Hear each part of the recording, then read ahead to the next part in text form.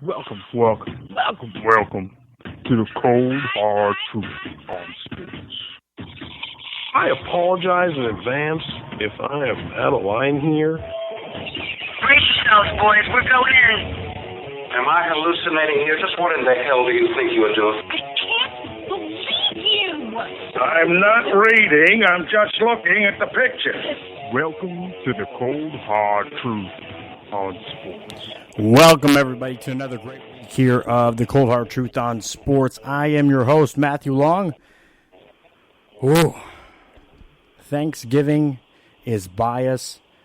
The end of the regular season for college football is by us, and we have college conference champions in all conferences, and we are looking towards the postseason now. This Sunday, they had the final voting. We have the top four. We know who are the final four teams that are in the college football playoff and who the four football teams are that are going to be squaring off against each other come New Year's Eve. We got the New Year's Day games all set up, and there's probably about 12 bowl games that I'm looking at, pretty excited, pretty interested in seeing and taking a look at coming this December. We'll get into some of those tonight, as well as the college football playoff games.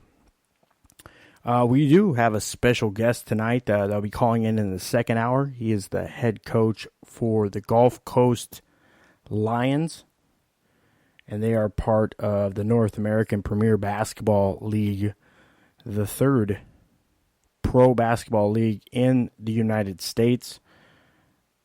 Obviously, the NBA, G League, and the North American Premier Basketball League, also known as the Basketball League.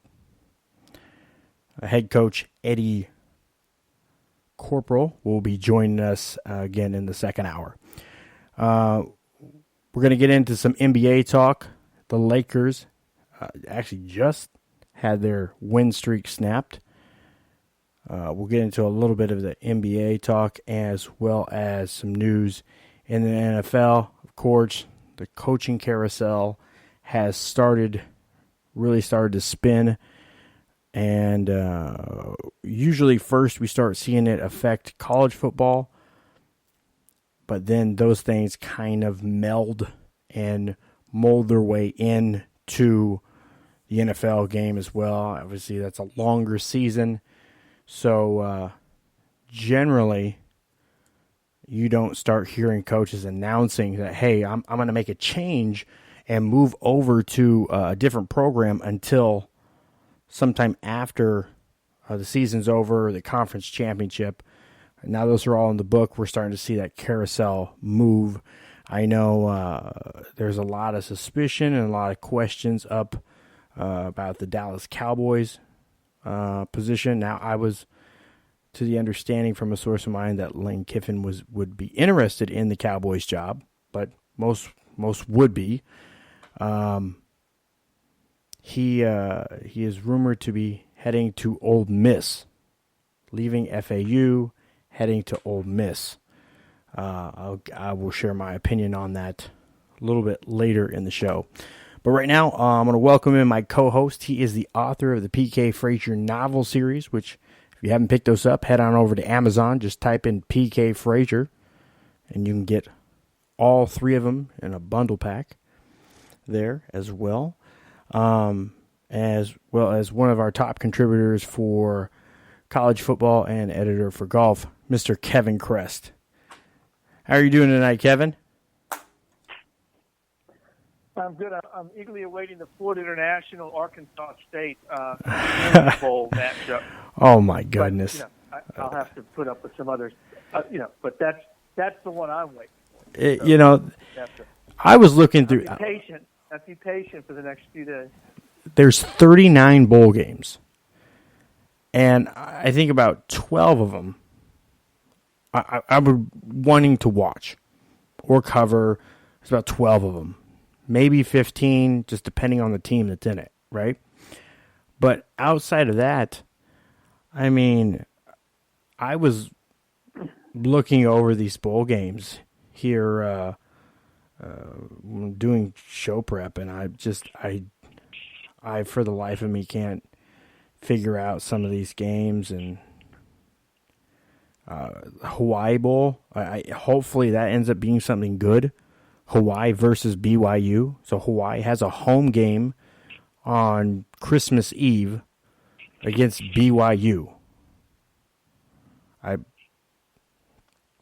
I don't. Miami's going to play La Tech. Again, I don't know what to make of that. That's the Independence Bowl. That's supposed to be a fairly decent bowl. Louisiana is going to play Miami of Ohio. Evidently, it's the team named Miami and a Louisiana team is what the trend they were going for. That's the Lending Tree Bowl. The Raging Cajuns against the wonderful Miami of Ohio. So, again, some of these bowls are just, I can't put my finger on it. I didn't know FSU was bowl eligible. I was the understanding that they broke the streak of bowl eligibility, but I'm pretty sure I saw that they were in a bowl game when I was going. Am I mistaken there? Is Florida State in a bowl game?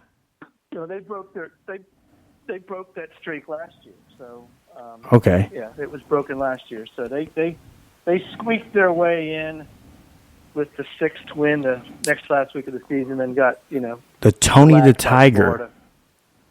Tony the Tiger Sun Bowl, and they said it's great. 39 bowl games. I mean, come on. That's 78 FBS schools out of 130 are in a bowl game. Yeah. I mean, come on. I mean, what is this, the NHL or something? I mean, good gravy. Everybody gets in the playoff. It's just crazy. But one team got left out. There were 79 bowl-eligible teams, believe it or not. And somebody got left out. I think it was Toledo. Toledo? It was the MAC team that got left out. So Toledo? I believe. I have to run down the list, but I believe Toledo was left out of the bowls, even though there are 39 bowl games. It's hard to believe that they couldn't have found a 40th bowl game so Toledo could play. Yeah, well, I guess, let's get a late rally. Academy Sports Outdoors Texas Bowl. Yeah, just the Walk-Ons Independent Bowl. Now the Walk-Ons Independence Bowl. That's Louisiana Tech and Miami. Does that mean that scholarship athletes are not eligible to play in the bowl game? Is that what that means? Am I interpreting the name of the bowl game correctly? Walk-Ons Independence Bowl. We only want the walk-ons. Or does that mean the walk-ons? Or does that mean the walk-ons are freed and they don't have to play in the game? Because I think it would be a great gift not to have to go to Shreveport, Louisiana, on December 26th. But I guess they'll have a heck of a time there for that bowl game. That's actually, believe it or not, I believe the closest bowl game to my house is the Walk-Ons Independence Bowl. Anyway, are you gonna walk on over there and see the game? I guess you guys have the Bad Boy Mowers Gasparilla Bowl, which I really believe is the best bowl game name of all of them. Oh, it has to be Bad Boy Mowers Gasparilla Bowl, because nothing goes with Gasparilla like Gasparilla and Pirates like lawnmowers. But it still sounds good. You have to wear an eye patch when you mow your lawn. How does this work? Do you I don't know. I don't know what you do. Do you have a sword, with your lawnmower? Do you use a sword to Well, mow your clearly. grass? I don't. I'm not. I think sure how this that's works. just But, the obvious part there, Kevin. You have a sword and a. You have to have a parrot on your shoulder. I don't think that would be You have to have a safe. parrot on your shoulder while you mow your lawn. You would if PETA wasn't involved. You know, PETA, they show up. It's warm weather. Everybody protests in nice, fun weather places. You know, so yeah, probably not the parrot. Otherwise, PETA would definitely be involved. PETA, like, animal rights activists, not like PETA Pitt. PETA Pitt would be even better being involved. PETA Pitt is awesome. I like PETA Pitt.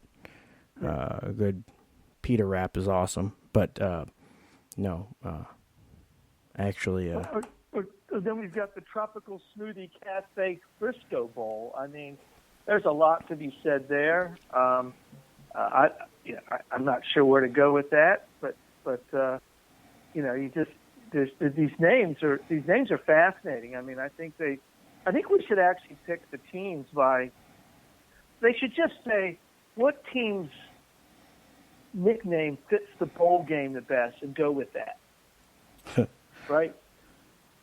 I mean, although I guess it'd be pretty tough. I mean, the Military Bowl presented by Northrop Grumman. I mean, obviously, wouldn't you expect Navy or Army or Air Force or something to be in that bowl game? I mean, I don't understand this. It's the entry of two expansion teams, the Marines and the Coast Guard. Maybe. Yeah, that doesn't make any much sense to me. The Academy Sports and Outdoors Texas Bowl is, believe it or not, in an indoor stadium. How about that? I mean, how do you sell that? I mean, the outdoors is in the name of the bowl game, and it's at NRG Stadium in Houston, where they'll undoubtedly have the roof over top of it. I mean, does that make any sense to you? I mean, it doesn't make any sense to me at all. The Outback Bowl is clearly not in the Outback. There are some good bowl games. I mean, the Cotton Bowl, for instance, with Penn State and Memphis, that's a really compelling matchup. Is Norville going to coach? Top team Memphis. Is Norville going to coach, though? What's that? Is Norville going to coach that game? I heard that he was not. Okay. It came out today that he's not going to coach in that game. Okay, so that kind of changes things, doesn't it? So I'll tell you one thing. That's one school I'd like to go coach for, because Norville's predecessor, Justin Fuente, went to Virginia Tech. Norville is now at Florida State, and they've got a good program going on there in Memphis. They really do. Got a good ball club. But actually a good ball game. I mean, Penn State's very good. Obviously, Penn State is a very good football team. And Memphis is good. That'll be we'll see how jazzed up Penn State is for the game, but it is a New Year's Day game. It's in the AT&T Stadium in Arlington, Texas, Jerry's World. If you don't get excited about that, you probably shouldn't be playing football. So that's the game that comes on. I say New Year's Day. That's not New Year's Day. There's actually the same day as the college football playoffs. So. It's the 28th. It's a noon game. It's a high noon game. And that's one. Yeah, it's a noon game. Yeah, so it's the Camping World Bowl. Notre Dame and Iowa State is the same day. Ho-hum. I think that's going to be a good game. Over that one. I actually was looking forward to seeing that one. Really? Okay. Yeah. All right. Are you bored? Do you need something to do with your life? It's football. I don't care. It's football. But Notre Dame, and I think Notre Dame and Iowa State are a pretty good matchup. Okay. I think Iowa State's going to put up some points. You don't think that's going to? They're going to get shellacked. You think Iowa State's going to get shellacked? Yeah, I think they are. But I haven't done my picks yet. I'm going to do picks this year. I didn't do picks last year, but I'm actually going to do picks this year. Bowl game I'm interested in watching is the Cheez-It Bowl. I just want to see if Mike Leach is actually going to eat Cheez-Its on the sideline, the Washington State coach. With an eye patch. Wouldn't you think that's something that Mike Leach would do? Would actually eat Cheez-Its during the game? See, it should be the Mike Leach Gasparilla Bowl because he's huge. He's in the Pirates. How hasn't USF gotten Mike Leach? I don't know. That you think with him loving Pirates and them being in Tampa where Gasparilla is, don't you think that seems like it was meant to be? It would, but Mike Leach is a pretty good fit out there. I mean, he's out there in Eastern Washington in the middle of nowhere. I mean, he really is. I mean, there's nothing out there in where Washington State is. Is it Pullman, Washington, or something like that? There's nothing there except Washington State. Their stadium's only like 32,000. I mean, it's a small stadium even. Yeah. So, Mike Leach can be as weird and crazy, kind of quirky as he wants to be, and they seem to like it out there. What's interesting is the Mitsubishi Motors Las Vegas Bowl is between Boise State and Washington, who actually are on either side of Washington State. So if you drew a line from University of Washington to Boise, you'd go almost right through Washington State. But that's tonight's geography lesson, Matthew. So just for the kids listening, if they have a geography test tomorrow, their Uncle Kevin can help them tonight with their geography. And so I'm just, the Cheribundi Boca Raton Bowl. I mean, come on, that's a mouthful right there. But Florida Atlantic gets a home game there. You were talking about Hawaii with a home game.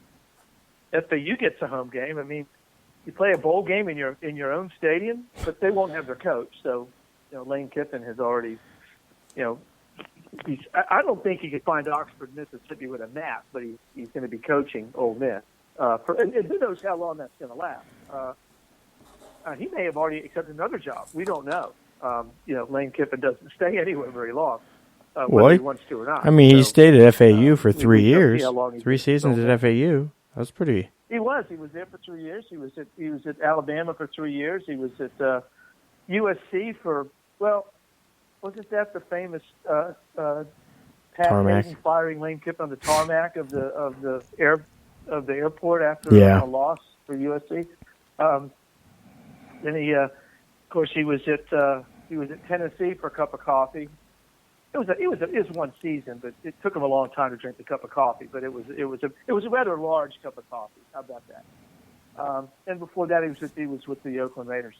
So he's been around, and he's still 23 years old. So he has a lot of run. I think what's Lane Kiffin, 40-ish, 44. He's still young. He's still pretty young, but he is going to Ole Miss seriously. He was under consideration for the Arkansas job, which I'm actually glad he didn't get the Arkansas job because Lane Kiffin. I think most people are under consideration. He is at this point. He's high maintenance, man. That guy is high maintenance, and so I just don't think that Arkansas needed that kind of drama. Yes, Lane Kiffin is 44 years old. I still think of him as young, but and he was born in Lincoln, Nebraska. Yes, I do. Same hospital I was born at. Did you know that? Yeah, we were born at the same hospital in the on different days, though. College. Yeah. Yeah, his dad was the defensive coordinator. He was probably born there because his dad was probably coaching at Nebraska at the time. Yeah, well, his dad is from Hastings, Nebraska. So is Tom Osborne. They're both from Hastings, Nebraska. Okay. Golly, South Central Nebraska. South Central Nebraska. In case you were wondering. Yeah. Hastings College is a Division I JUCO, 2-year university. All right. Okay, I'm not being disparaging. I'm just in a light mood tonight. I don't know why, because football season's over, and I'm usually very depressed. I know. It's just kind of tonight. The guy that watches 900 games a week was like, "Oh yeah, bowl games. Who wants to watch that shit?" I'm like, "What?" Yeah, I mean, we're only 10 days to the first bowl game. You watched Toledo ECU. Bahamas Bowl. Who watched Toledo versus ECU football? Like, that's it. I mean, like you watched the game. You know, Did Toledo make a bowl game? They did not. I heard that they were the odd team out. Oh, that was last year. Maybe. Yeah, Toledo's odd. Yeah. But yeah, the first bowl game is in fact the Makers wanted Bahamas Bowl. Yes. As opposed to the Makers not wanted. Now Toledo's in the because evidently a stadium was the only thing that was left behind from a hurricane there. So I don't. Yeah. Why? Yeah. Buffalo versus Charlotte. Yeah. Buffalo versus Charlotte. Now, are those football teams, or are the entire cities going to face off against each other? Because, they are. I heard it's the Charlotte. cities. I mean, I see a bunch of cruises are booked to go to the Bahamas that particular day. I don't know.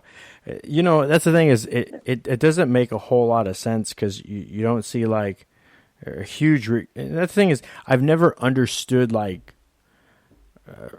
bowl games in places where you can't do any recruiting. I haven't understood that. The Bahamas is clearly not a place where it is known for football. They have some decent basketballs that come out of the Bahamas. But football, no, it's not. I think they play in a cricket stadium or something bizarre like that. It's when you see it on television, it looks like a high school.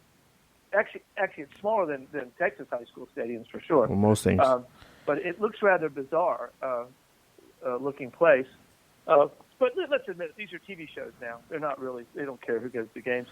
Well, it's a nice vacation. I mean, like TV shows. Bahamas and Hawaii. I mean, do you care? Like, if your team didn't have a good enough season to go to one of the bigger games, I mean, wouldn't you want to go to these? I mean, you get to go to the Bahamas and Hawaii for a week. Absolutely. You know, you get some swag. So you're going to get like headphones. I'll do another article on that. Some of the swag and stuff they get, because I've always thought it was pretty interesting. Some of the little gift packs that the NCAA allows them to get during these bowl games. Oh, they get good stuff. Yeah.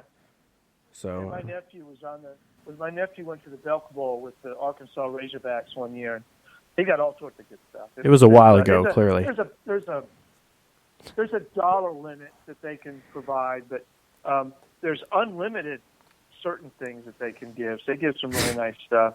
But yeah, it's a really cool thing to go to a bowl game for the athletes, especially these ones that don't matter much because they don't really care. That upperclassmen don't have to practice at all because they're not in the plans for the next season. So the seniors pretty much just go party. Hang out. The underclassmen have to practice for next season. And that's the reason you want the bowl games. You want the 8 practices, or I think it's 8. You might know, but I think it's 8 practices you get if you get into a bowl game. And so you want the extra practice, especially these coaches that come in with haven't seen the team, and they can come in and of course most teams that need new coaches don't usually make a bowl game, right? Because they suck. That's why they need a new coach. And so you don't usually get that chance.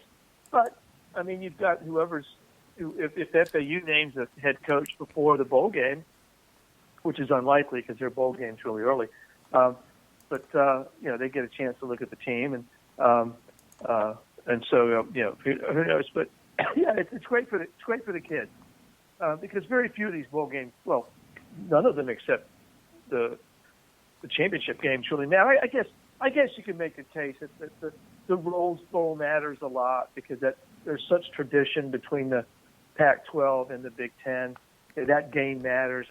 I'd suspect the Oklahoma State Texas A&M game is going to matter to those teams. The former Southwest Conference teams there, it might matter to them a little bit. Maybe the fan bases, but I just don't see where Mississippi State Louisville has a lot of appeal to almost anybody, except it is in Nashville, the Franklin American Mortgage Music City Bowl. So, my goodness. You know, you can listen to country music while you apply for a mortgage, I guess. I'm gonna look up. I'm gonna look into. I'll probably do a little piece on what it costs for naming rights. I think that is going to be tremendously interesting. I don't know. I did. We got the awards coming up too. You know, I did. It was a couple weeks ago. I did the Maxwell Award. I put in my vote for the Maxwell Award and for the Bednardic Award for defensive lineman,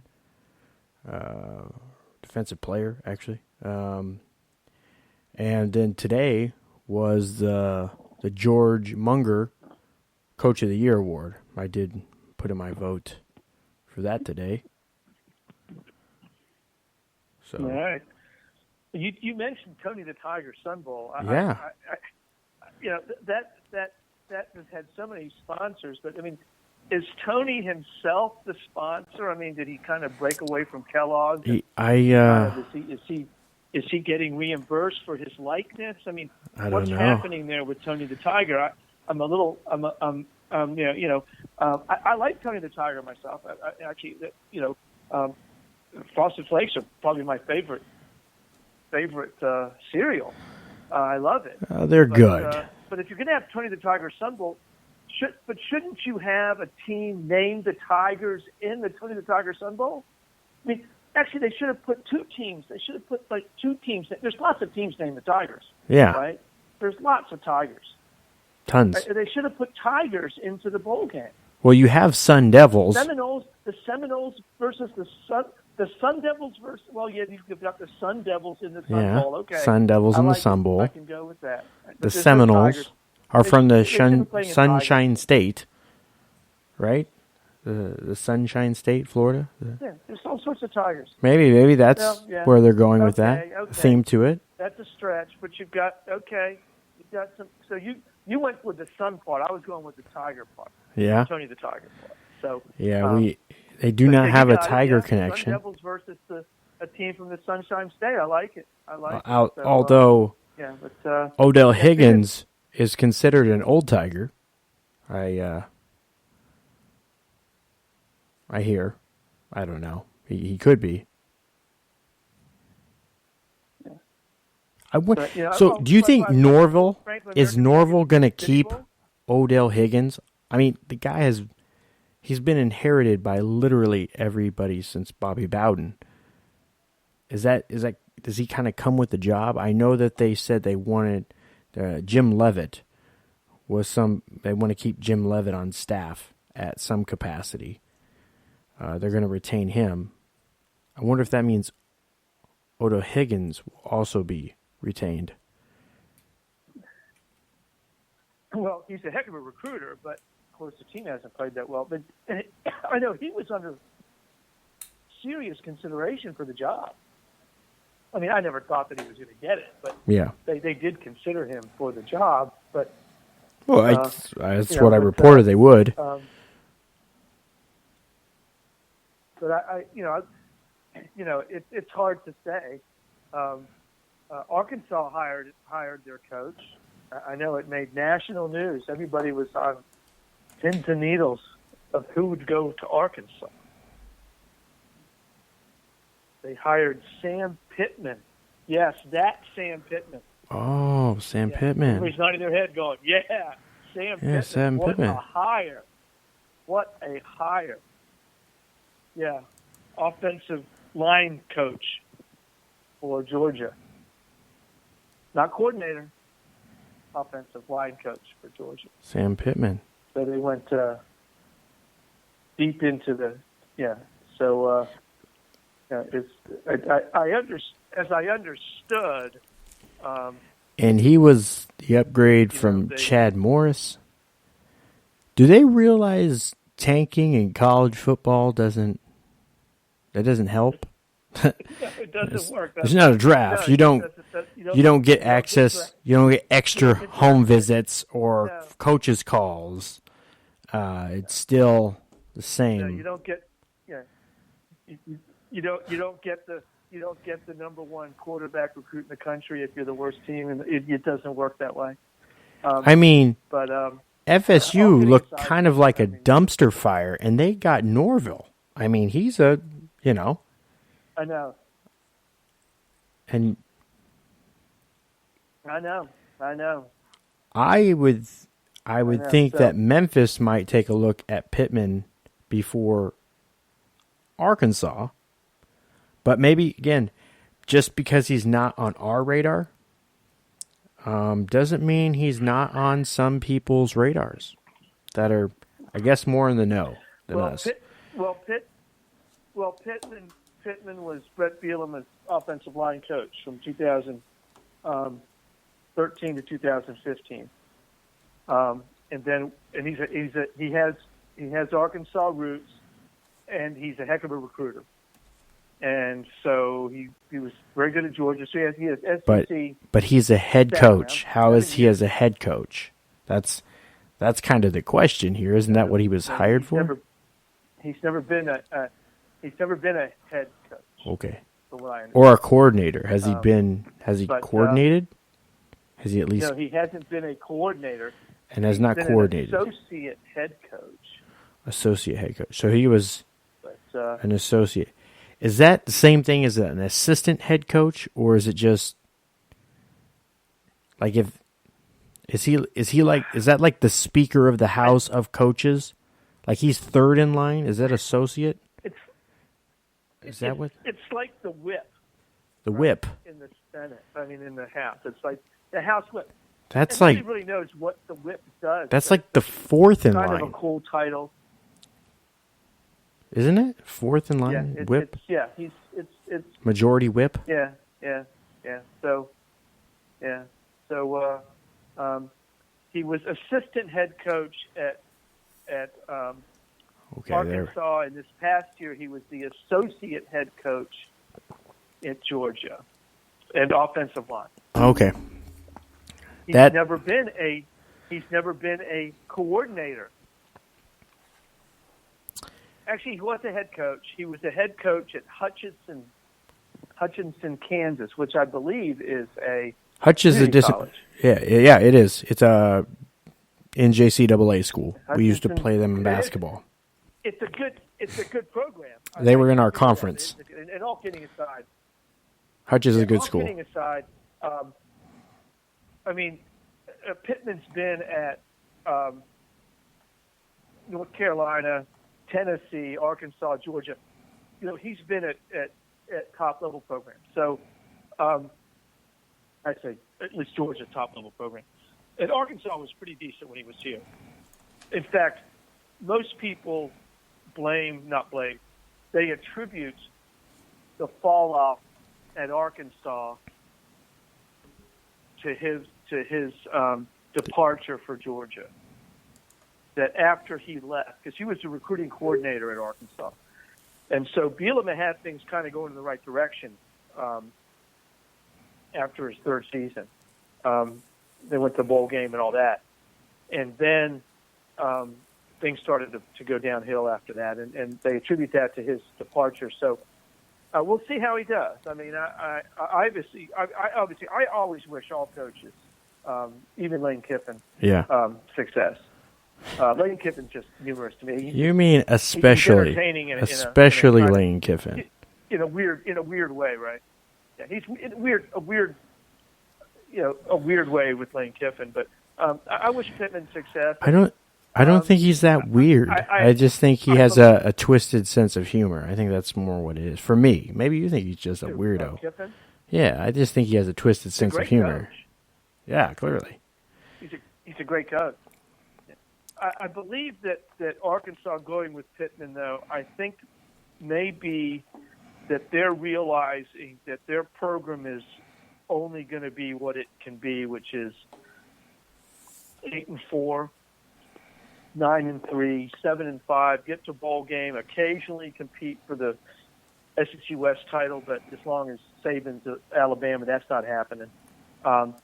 So I think the program at Arkansas is so bad right now, and I say it is bad. It is in shambles. It is a wreck. You can't use any other word. I mean, they've won 4 games in 2 seasons. That's almost impossible as a Power 5 school to only win 4 games in 2 years. It's almost impossible because you're scheduling 4 high schools every year, and you should be able to, you should get at least 3 or 4 wins. Yeah. And and they haven't been able to do it. I mean, when you're losing to the San Jose States and Western Kentuckys and teams like that, I mean, you just can't do that. And so, especially in the SEC, so the program's in pretty bad shape. I do not usually say these things publicly, but it's been a while now, so I will. The hiring of Chad Morris was an unmitigated disaster from the beginning, and it was a bad hire from the beginning. I mean, it was like, who? Why? Huh? I mean, 6 years ago, Chad Morris was a high school coach. I mean, so at least with Pittman, you're getting a guy who's been coaching. He's been coaching at the college level for almost 30 years, and he's been coaching in Power 5 schools. I mean, he has stints at Oklahoma, Missouri, Kansas. So he's been at Power 5 schools for most of the last 22 seasons. So that's a pretty good track record. That's somebody that knows what he's doing. He obviously is well thought of because you wouldn't, and he's moved up. I mean, in terms of the caliber of school that he's been at, right? Yeah. North Carolina, then Tennessee, then Arkansas. And by the way, being the offensive line coach under Brett Bielema is pretty important, right? Because he's been known for his and so, offensive lines. His yes, and play in that area. If you're his offensive line coach, right? Then you're obviously well thought of in those circles because Brett Bielema was all about that, and he did make him an assistant head coach and recruiting coordinator, but not an offensive or defensive coordinator. Maybe he should have been, and then went to Georgia under Kirby Smart. So do you think actually Mark Rick, and I guess Kirby Smart kept him because who do you think is a better hire? He was at Georgia for 4 seasons. USF hired Jeff Scott, co-offensive coordinator for Clemson, and he spent basically all of his Division I career in coaching has been at Clemson. And he was a head coach in high school in 2006. Won a state title there in South Carolina. So he again is one of those guys that I thought was again kind of like Sam Pittman is another one of these maybe off the grid hires for what most people. I've seen these guys on some people's radars as far as top assistants, and that's the thing. Is like college. When you look at coaches in college, it's a whole lot different than NFL. People don't really hit on that, but recruiting is such a large part of it. You don't have the advantage of just being able to draft or sign or work out everybody, So because recruiting is such a large part of it, head coaches really have to be, for all intents and purposes, good recruiters. And usually they have to be a pretty decent position coach as well, because usually the head coaches are going to be involved in one position or another. To some extent, I know, like Nick Saban still coaches he's still a position coach for defensive backs. I mean, he's still out there. He does that too, even, with all the success and stuff he's had as a head coach, he still is a defensive backs coach. So, guys take certain interest in areas, but it's always the interesting thing. Sometimes I think guys will get stuck too long at the coordinator position, and they get really good at it. But if you've made your name known as a coordinator, sometimes that switch over to head coach, because you can't dedicate so much time to coordinating and calling plays and just focusing on one side of the ball, usually, as the way head coaches are set up. I know more programs, really NFL teams, are basically hiring guys as like a head coach of the offense and a head coach of the defense, which is something we saw pretty prolific in Los Angeles with the Rams. But in college, we haven't seen as much of that. I know Clemson is probably one of the schools that is closest to that, having Dabo as a head coach and just a tremendous team of guys over on as far as coordinators. That's just a phenomenal staff that they have there all together. They're set up kind of like, Dabo's got that set up kind of like Frank Beamer did at Virginia Tech. He had Bud Foster over there at the defense coordinator, and he just kind of let Bud do his thing, right? Yeah. Beamer did a lot of special teams and stuff, but and Bud Foster, I mean, he's retiring. He's retiring this year after over 30 years on the defensive.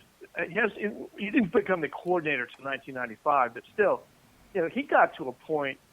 But Foster did where it got to the point where he just wasn't going to go be a head coach anywhere. Once he got to a certain age, and once he got, he's like that. And Brent Venables, the defense coordinator for Clemson, you kind of wonder, because right now Dabney Sweeney doesn't have a coaching tree because all of his guys have stayed with him until Jeff Scott left. Well, he does, kind of. Arkansas was it? I mean, Chad Morris was one of them. Jeff Scott is one of them. He was. Chad Morris was on his. Well, Jeff Scott, though, I mean, he is now, but he hasn't. I mean, obviously, I wouldn't. I mean, Chad Morris was not that successful, not like you would expect. You look at the coaching tree some of these guys have, and some guys have good coaching trees, some guys don't. I mean, you look at Bill Belichick, and we'll switch to the pros, but Bill Belichick's coaching tree is not good, right? No, not. I mean, Matt Patricia is going to get fired for the Lions. He's not going to last. Well, everybody gets fired for the Lions. Charlie Weiss didn't do much, huh? Oh yeah, of course. But Charlie Weiss didn't exactly excel. It's a funny thing. It doesn't matter if your players or coach is in New England. You always get an opportunity somewhere else for money New England won't pay you, and then you're always welcome back for that lesser amount of money again. It's crazy because Weiss went back. Everybody ends up back. Kind of, in a sense, it seems like they end up back in New England for less money, or they retire as a Patriot. It's kind of funny. Yeah. So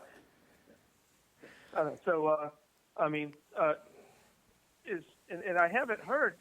I'm assuming that USC is retaining Clay Helton. Is that correct?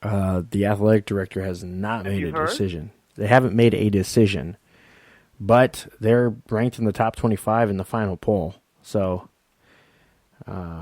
it's tough to say.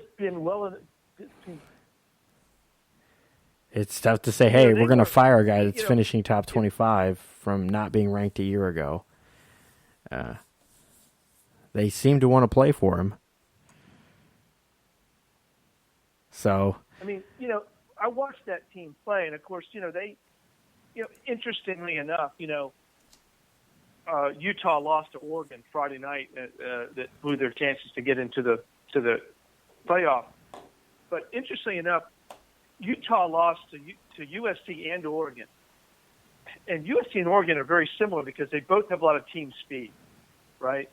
Yeah. And that's what Utah couldn't handle, is that team speed.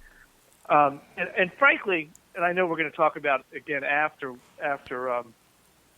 Eddie comes on. Yeah. But, I think the committee got it dead right. I mean, those 4 teams, I think they were the best 4 teams I saw almost all year long.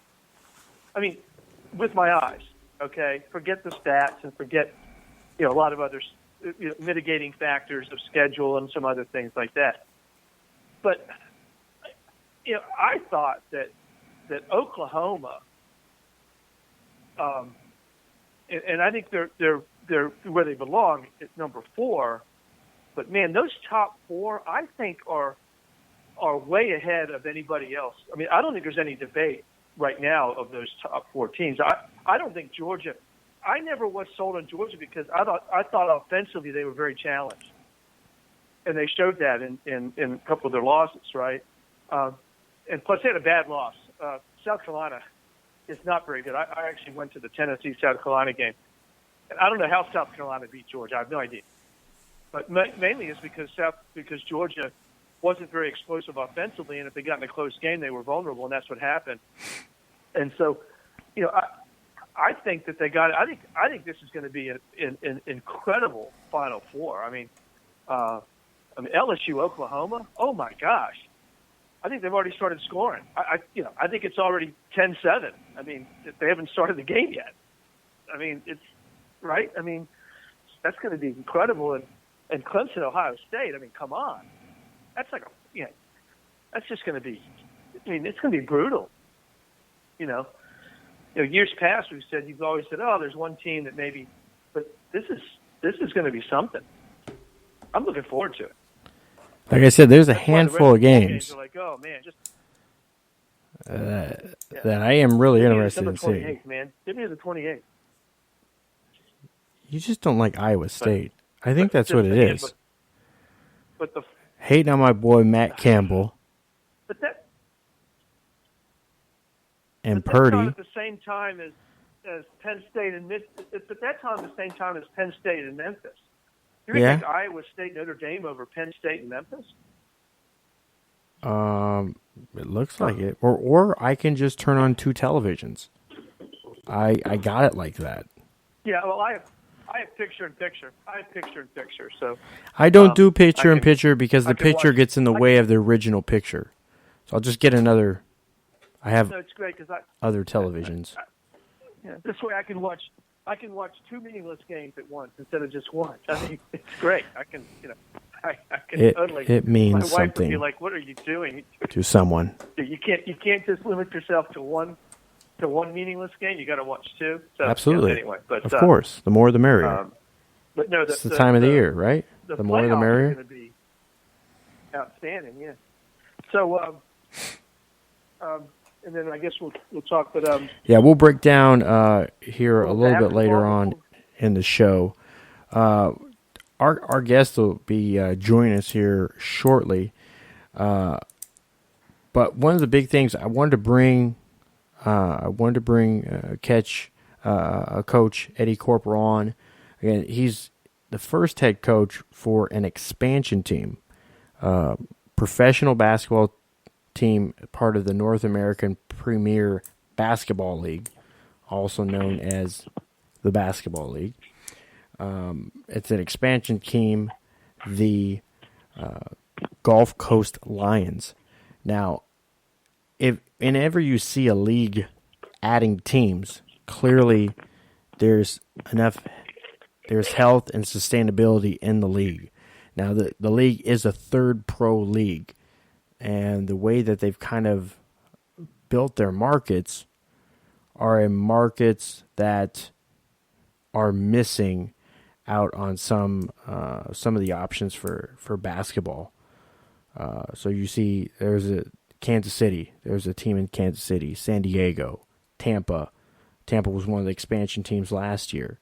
The general manager for the Lions, the Gulf Coast Lions, was the head coach of the Tampa Bay Titans last year, and he got the gig with the Gulf Coast Lions as the general manager this year. So, tremendous growth and opportunity there. And I've always been a big proponent to any sort of opportunity for people. And this is a professional developmental league.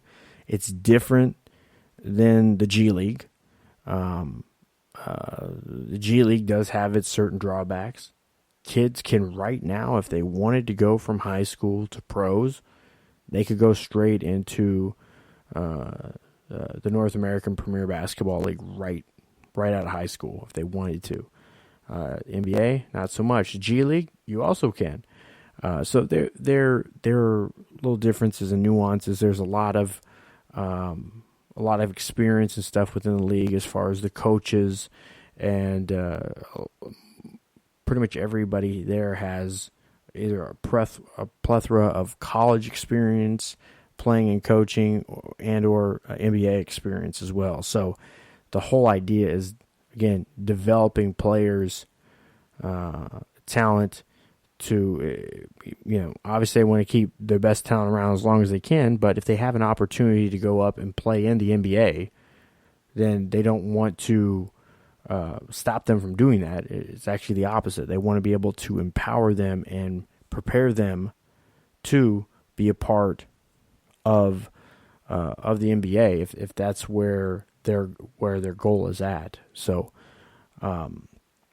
it's just great to see these leagues, and I just want to help create awareness for them. This team, the Gulf Coast Lions, is in the Sarasota Bradenton market. That's where their home is, and they're looking to have a rivalry with the Tampa Bay Titans. So I've been to a few games. I mean, these are talented guys. These are guys that they're in workouts for NBA teams. They get invited to camp.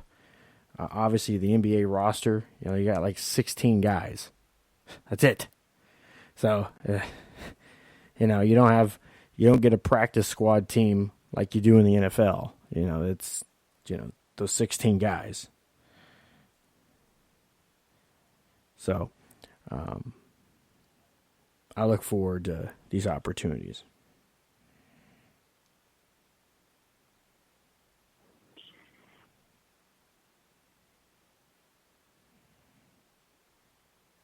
You there, Kevin? I am here. I was just listening to you. That's a very good summary of what the teams are. So, and Eddie Corporal his focus apparently is on player development. So he seems to take a pride in that. So I'll be interested to hear what he has to say about his philosophy and strategy and how he does that. And speaking of coaching trees, he's of the the Bill Self coaching tree. So, I mean, if you're going to be a part of a coaching tree, Kansas and Self are kind of a phenomenal way to do that.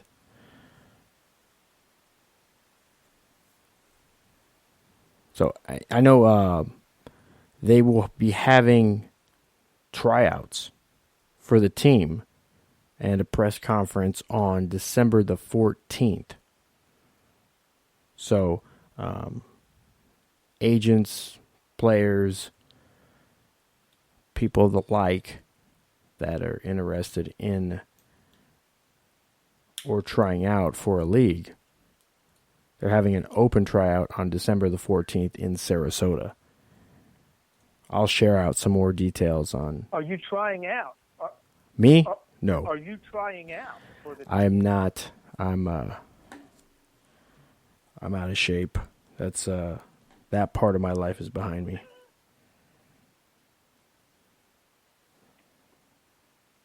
So I will not be one of the people trying out. So, but I do encourage people to do so. So, but let's instead of us talking about me, let's bring on our guest this evening, who is the first head coach for the Gulf Coast Lions, Mr. Eddie Corporal. How are you doing this evening, Coach? Hey guys, how y'all doing tonight? I'm doing great. Doing wonderful. So, so you guys just got done with the draft and the combine.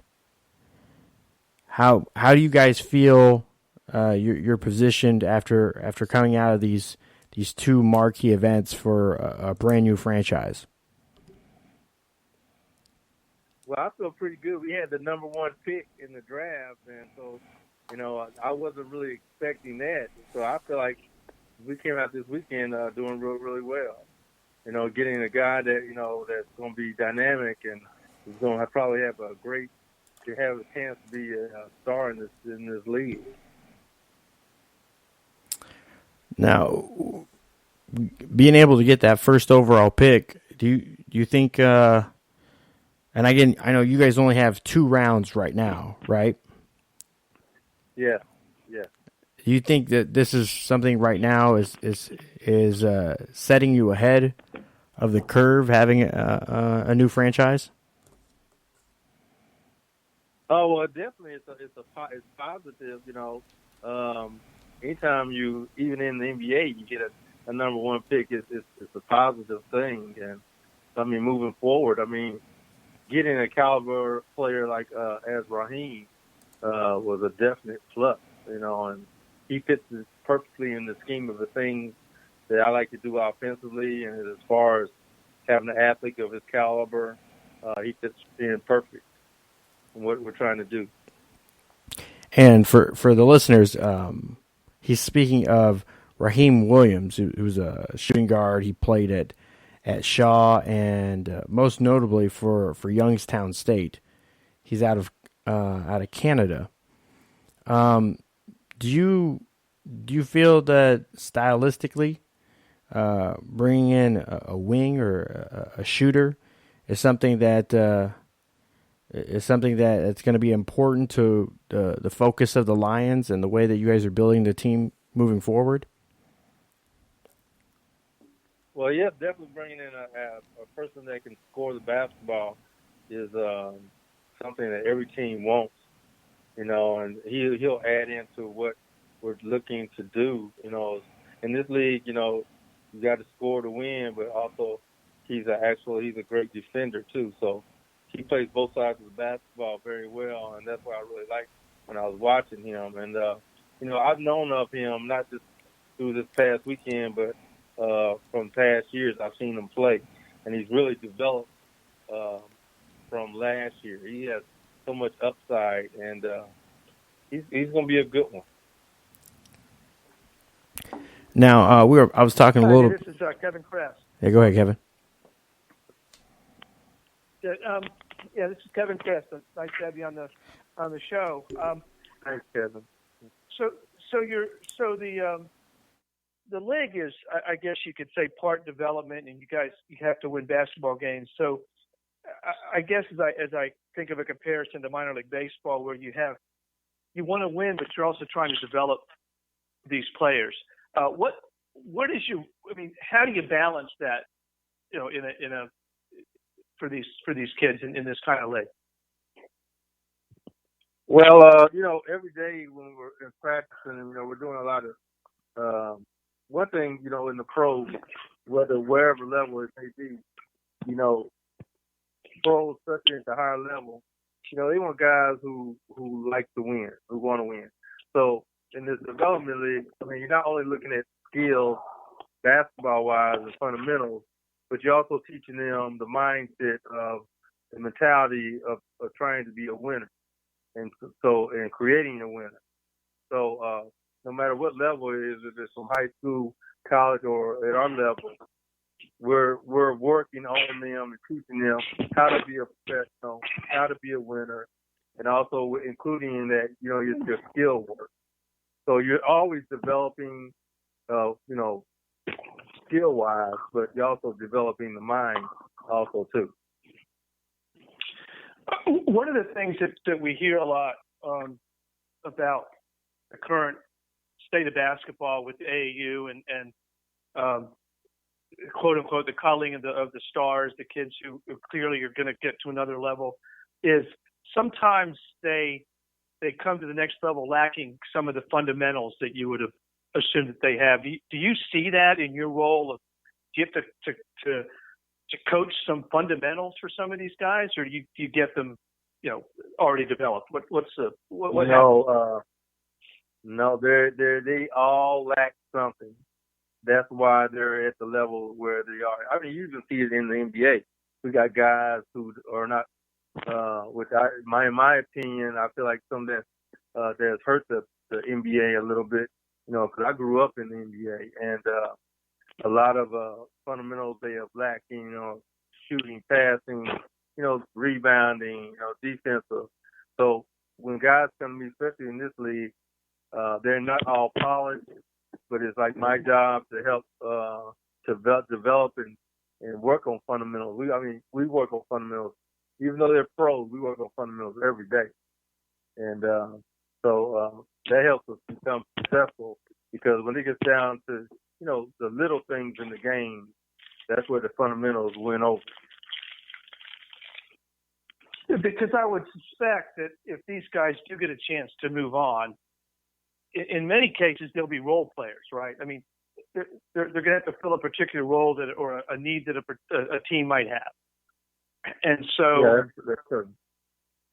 Right, and so they're going to have to develop some kind of special. I've been watching the Lakers a little bit this season, and Matthew and I were talking about this earlier.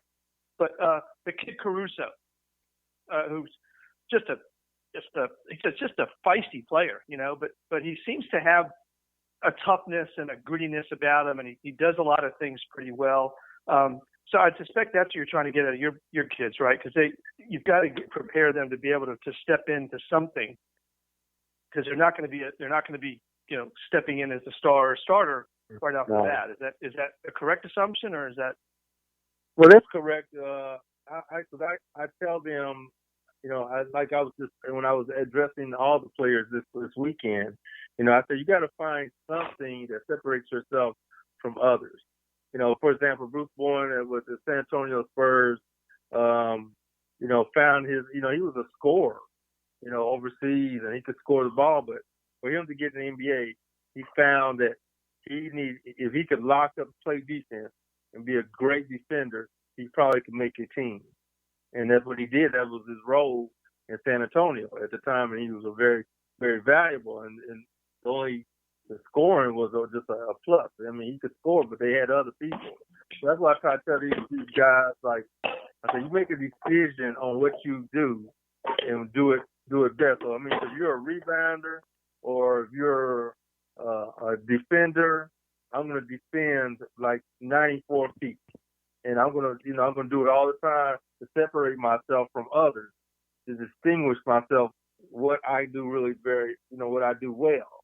And, because everybody can't score the basketball. Everybody's not going to be the scorer.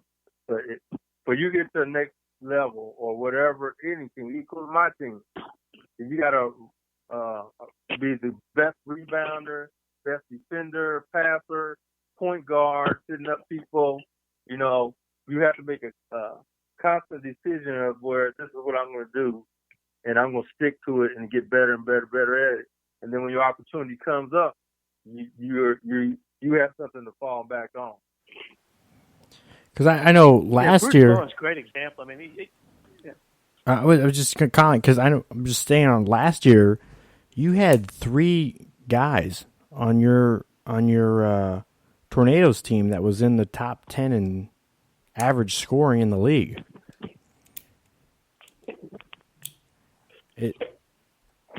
So obviously, bringing in Williams seems to be a logical move in that standpoint.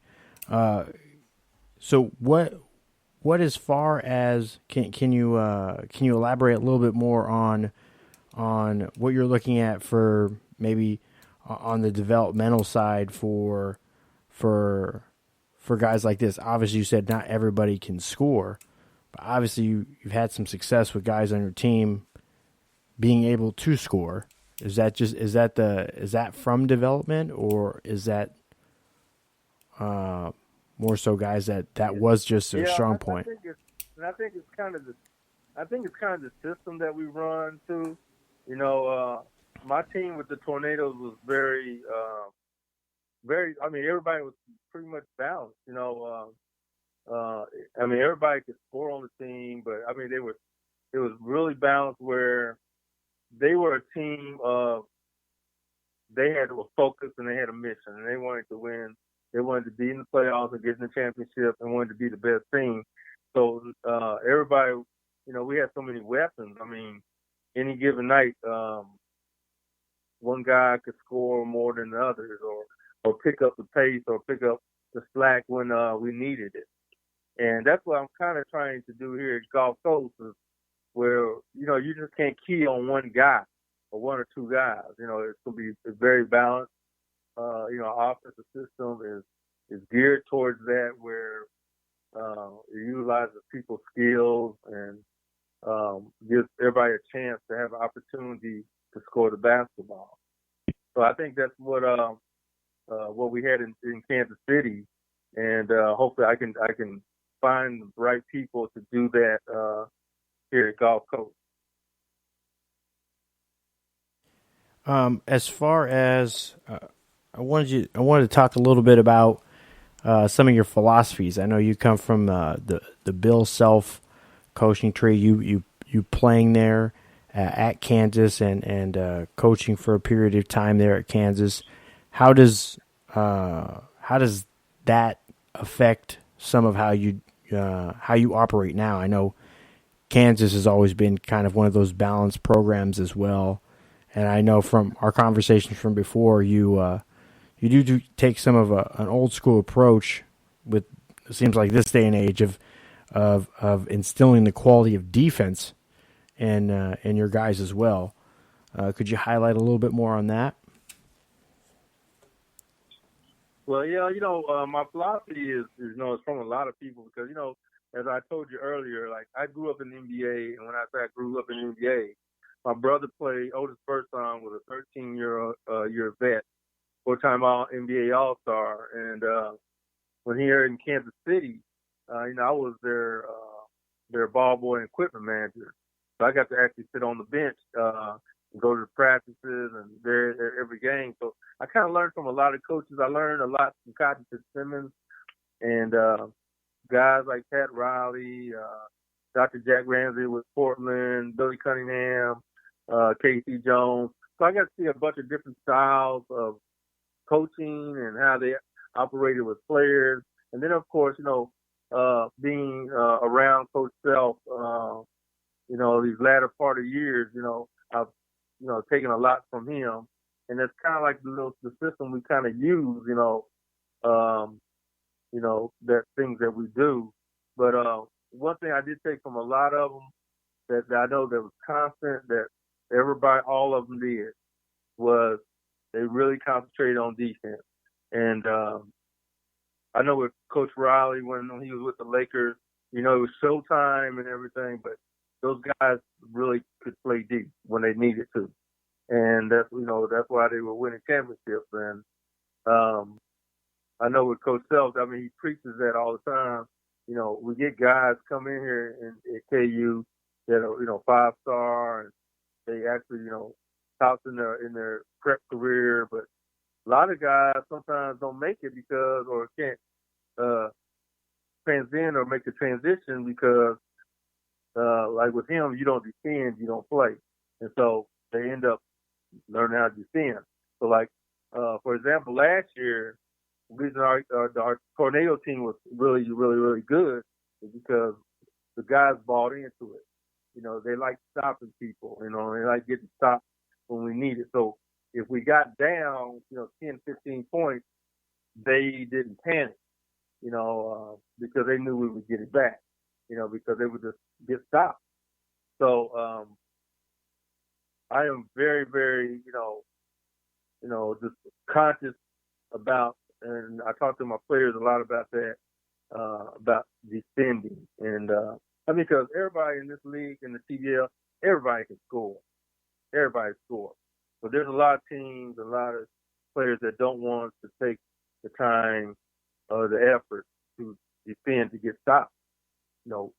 Stop after stop after stop. I mean, they might play 1 or 2 possessions and try to stop, but to go, 10 to 15 possessions and get stopped, is really tough, and it becomes just all mental. So that's why we talk about that development.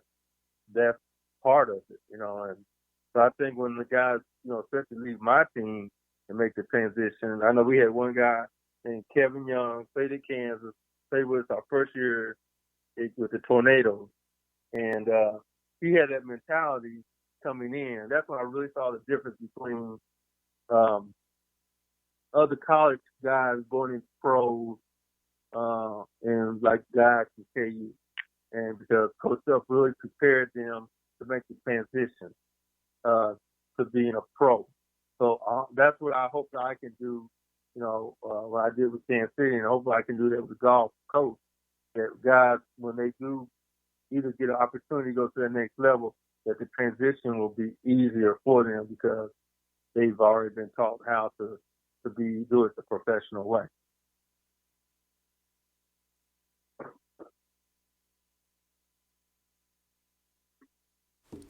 Can you? Coming up December 14th, you guys have your tryouts coming up in Sarasota, Bradenton. What can you say about your tryouts that are coming up December 14th to the listeners out there or potential players? Well, it's December 14th in Sarasota, Florida at Booker T High School in Sarasota. You can go on our website, thegolfcoastlions.com, and register. It's an open tryout. So, I mean, if you feel like you got what it takes and the talent to play professional and you feel like you can come in and help us and you got a talent, we need you to come on out, and because it's an open tryout, and we're looking for players to fill this roster, and to get to invite to training camp, and this will be our last open tryout, and we're still looking, and we're trying to look for that diamond in the rough, and so I would just say to all players and listeners, if you're interested in playing professional, go under our website, golfcoastlions.com, register, and see you in Sarasota December 14th. Wonderful. And one quick question: what are your expectations for the first year? What are my expectations? Yes. Well, I definitely, every year I go in, the number one expectation is like winning a championship. So, as I said to you earlier, like it's different place, different location, different players, the same expectations. So the same expectations we always talk about is winning, getting a good seed in the playoffs, being like the number 1 or 2 seed in the playoffs, and getting to the championship game and getting a chance to compete for the final, for a championship, and getting to the finals. And of course, you want to do well defensively, put up numbers. I just want to have a very successful season, on and off the court for the team, for the organization, getting out into the community, getting known by the community, and, contributing to the community in West Florida. And so our expectations are very high, and I think they're very attainable. I'm looking forward to it, and I think it's going to be very fun. I know the guys, when we get the team fit together, are going to be, they're going to be coached well, and they're going to have fun, and they're going to develop. They're going to get better and better. And I think the Sarasota community, Bradenton community, are going to really enjoy watching this team and watching this organization grow. And we hope that they'll be a part of it. Absolutely. And on the way out, how are the Jayhawks going to finish this year? We talked about that earlier. They won tonight. I saw they played University of Wisconsin Milwaukee. And see, I stayed home just so I could talk to you. I missed the game, but Come on! I'm looking for them to do very, very well.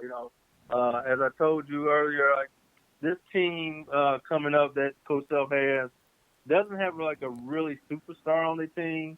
They just have a lot of good, solid players, and as long as I feel like their center Udoka, stays healthy, and their guard plays like Devon Dodson does well, and they have a good chance of being there at the end and getting to that Final Four, and but in college basketball anything can happen. But I really feel this is a team that some people may overlook because they just don't have that star power. But they're of all the teams I've seen in the past several years, this team is really, everybody's kind of like very close, compatible, where there's no superstar, and they really play really well together. It's not one night you can just see on one guy. Any of the guys can beat you, and they play so well together. I think that's what I really like about them, because they play really well together. The bench is really good. They got good bench play, and I like their defensive intensity, the way they play, and they look well. I've been around them a few times, during practices and everything, and this team has a chance. Well, they got a test here, a pretty sound test in Villanova coming up in less than 2 weeks. So that'll be a real interesting game to watch there. But Coach, thank you for joining us on the show. You're welcome back anytime.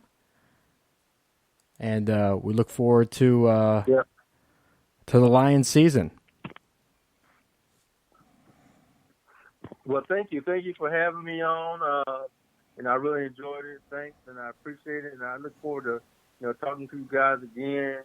And hopefully, when next time I'm talking to you, we started the season, and hopefully I have some good things to say, and things to talk about. And hopefully, during that time, I'll really know more about the Jayhawks and how well they're going to be. I mean, Absolutely. It's going to be a big test with them coming up against Villanova. They have a Kansas City kid that's on that, and Jeremiah Robinson Earl, and he's doing very well. So it's gonna be fun to watch that game. But I'm looking forward to getting this season started off and see what we can do down there in Sarasota, Bradenton area. Absolutely. Enjoy the weather in the meantime, though, right?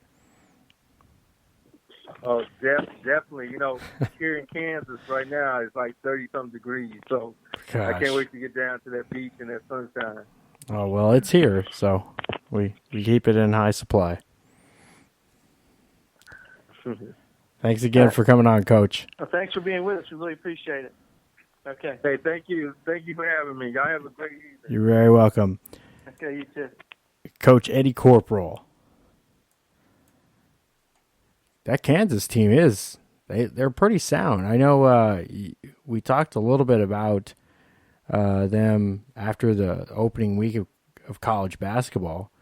They did take a loss in that first game to Duke, a really close game, but I think they're a really sound team. And what Coach Corporal was kind of hitting on there, it's not any one guy that really. They'll be there. They're always there. Oh, of course, Kansas is always there. I mean, they're going to be there. I mean, what have they won? What have they won? 123, Big 12 championships in a row or something like that. I don't know. Somewhere about. I mean, I think. The last time they lost the Big 12 championship, it was the Big Four. So it's been a long time. So anyway, but it's been a while. I was talking with someone today, and I've understood that there may be some interest or maybe an opportunity for Bill Self to move to the NBA to coach the San Antonio Spurs following Greg Popovich's retirement. Well, something that hasn't been talked about as much recently is, college basketball is a mess. All these scandals and all this shoe stuff, and once the season started, that stuff kind of went away a little bit. Yeah. But there's still some coaches with some serious clouds over their head, and Self's one of them. I mean, listen, I think he's a great guy. I don't think most of these guys did anything but just do what they had to do to stay in the game. Okay, I don't think it's with the coach. I think it's with the system itself. But he's been implicated a little bit in some of this stuff. I mean, they all have. A lot of them have. I mean, Pitino is the only one to take a really big fall in terms of head coaches. You had Chuck Person down at Auburn. It's in a mess, but Bruce Pearl's still the head coach at Auburn, and the guy's still out there at Arizona. I mean, there hasn't been a real fallout from all of this yet, and I find that a little bit fascinating. But that's a topic for another night. But since we brought up college basketball, I mean, it's interesting that now we're just talking about the games, which is fine. I just as soon talk about the games. It sounds teams as opposed to sounds like a late February crap, topic, right? Almost. Yeah, late February. But it's there. It is, absolutely. You can't ignore it. It's sitting out there. But interestingly enough, he talked about defense, and we can segue a little bit since we were talking about basketball. You and I talked about the Lakers a little bit. We texted about the Lakers a little bit yesterday. And I'm a Lakers fan, so I watched the Lakers. I watched them last year. I think I watched I subjected myself to probably 35 to 40 games for the Lakers last year. And, I was somewhere around there. Really well, and then bits and pieces. Then LeBron went down on Christmas, right? And then the team just kind of devolved from there. But they were the worst team I think they were maybe 29th in defense last year as a team. And this year, they bring Frank Vogel in as head coach, who's, his defensive strategies are legendary. I mean, he was his Indiana Pacer teams were just great. And quietly bring in Frank Vogel. Quietly. There wasn't a big boom or there was no parade. Nope. Nope, it wasn't. It wasn't. All the hoopla was around Magic leaving and what's going to happen with LeBron and blah blah blah blah. And then all of a sudden, the season starts and Frank Vogel's there, and they somehow, that front office, put together a really good basketball team. I mean, I was amazed at how deep they are. I mean, now you've got LeBron and Anthony Davis. They convinced Howard to come back because his first time in LA was a disaster. Remember that? Mm-hmm. And he's playing on a non-guaranteed deal this year with the Lakers. They've got Stephon McGee, who 7-footer in the middle, who makes some incredible plays. You still have Kyle Kuzma, who's still coming back from an injury. He's like 7th or 8th guy right now. You got Danny Green, sharpshooter. He played for the Spurs. He's won a couple titles. You got some really good players on that team, and they're 21-3 right now. They're on another 4-game winning streak. That's a good basketball team, and it's amazing for me just to see the turnaround from late last year to early this year, and that's really a front office thing. True LeBron's healthy. And they got Anthony Davis, but LeBron and Anthony Davis by themselves were not going to win a championship. I mean, no. LeBron's not that good a shooter. I mean, he's a good shooter, and his three-point shot has definitely improved. But at his age, he's remarkable. He's averaging 28. He's averaging a triple-double or close to it this year. It's amazing. So, the Lakers are a phenomenon, and I mean, it's obviously it's good for the league for the Lakers to be good. They need the Lakers to be good. They haven't been good since 2011, I think, 2012. They made the playoffs since 2013, so they haven't been very good. But they are good this year. They are really good this year. And I watched them play the Blazers the other night, and Blazers aren't a bad team. And the Lakers just dismantled them. That's a crazy. Even guys like JaVale McGee, who's seems like a third tread type player. He's just been balling lately, especially in the first half of games. I know. Because, so it's they look invigorated. Yeah, and they're actually defying. They're defying the trend. They're going big. They've got Davis and McGee and Howard. Big athletic. Athletic, which is something people really haven't done. Yes. Right.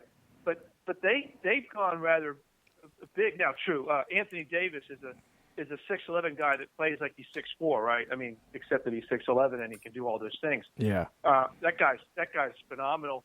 Dwight Howard's playing really well. He's playing happy. I mean, the guy's enjoying himself. LeBron's enjoying themselves. Coming off the bench. What happens when they lose 4 games in a row? Right, coming off the bench, and he's playing like 18 minutes a game or something like that, 20 minutes a game, at least the ones I've watched. Now, what happens when they lose 4 in a row? Which they're going to, or 3 in a row, whatever.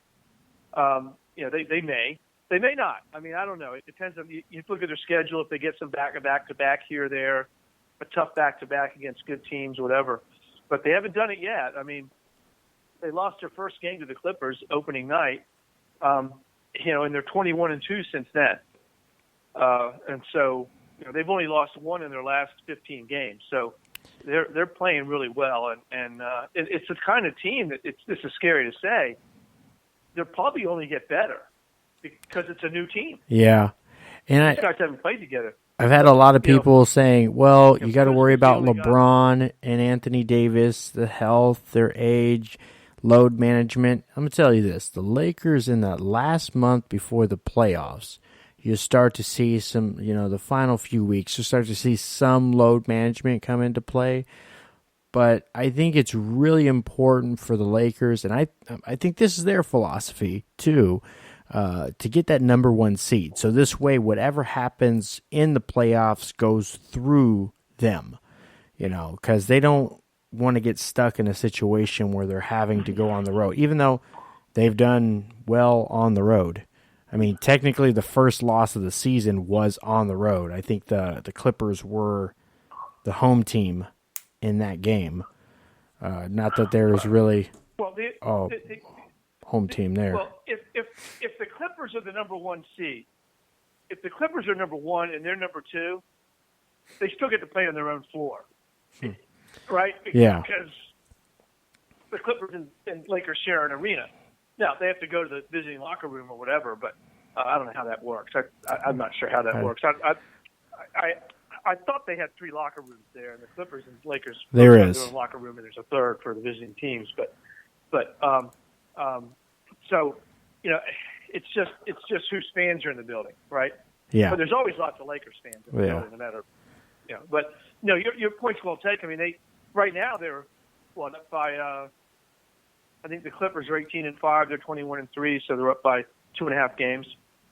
Thereabouts. So we'll see. But if you watch the games, the Lakers do in-game load management because LeBron doesn't play the last 3 or 4 minutes of a quarter.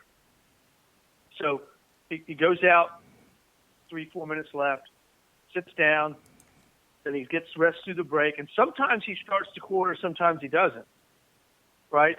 But they've been winning by so much that he hasn't played the last 6 or 7 minutes of any game that I've watched because they've been ahead by so much. So, they've got such debts right now that they're not having to play him 44 minutes a game like last year. He was playing a lot of minutes last year when he was healthy, when he was in the game. This year, not as much. So I'd have to look at the statistics to what he's actually averaging, but I'm sure that it's not any more than 38 minutes a night. So maybe that, but no, we'll see. I just want to mention that because that's quite a turnaround. I mean, he's playing that's a remarkable turnaround. 34, just under 34 and a half minutes a night. LeBron is. Anthony Davis are paying identical minutes right now. Sense, yeah.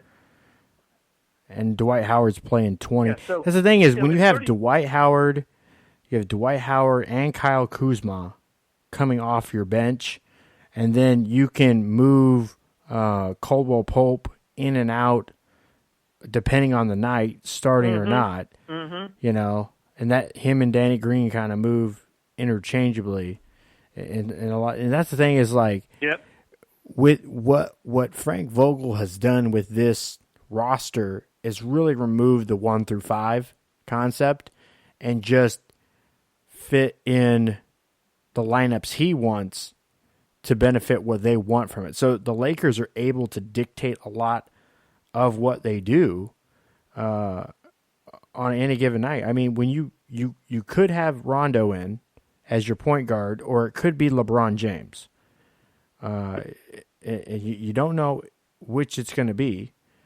So I know they have Avery Bradley coming back, so that's another athletic big guy that they are going to be interjecting into the lineup as well. So it's just it seems just like wave after wave of guys that they can kind of count on. And I think as they move down the road, like you said, I think it's more so they only get better from here on out. They're gonna have their rough stretch. They're gonna like losing that first night. People question, I don't know, they may not make the play. Like it's so hyperbolic sometimes with people's responses. And clearly, clearly but, they played well. Kuzma, for instance,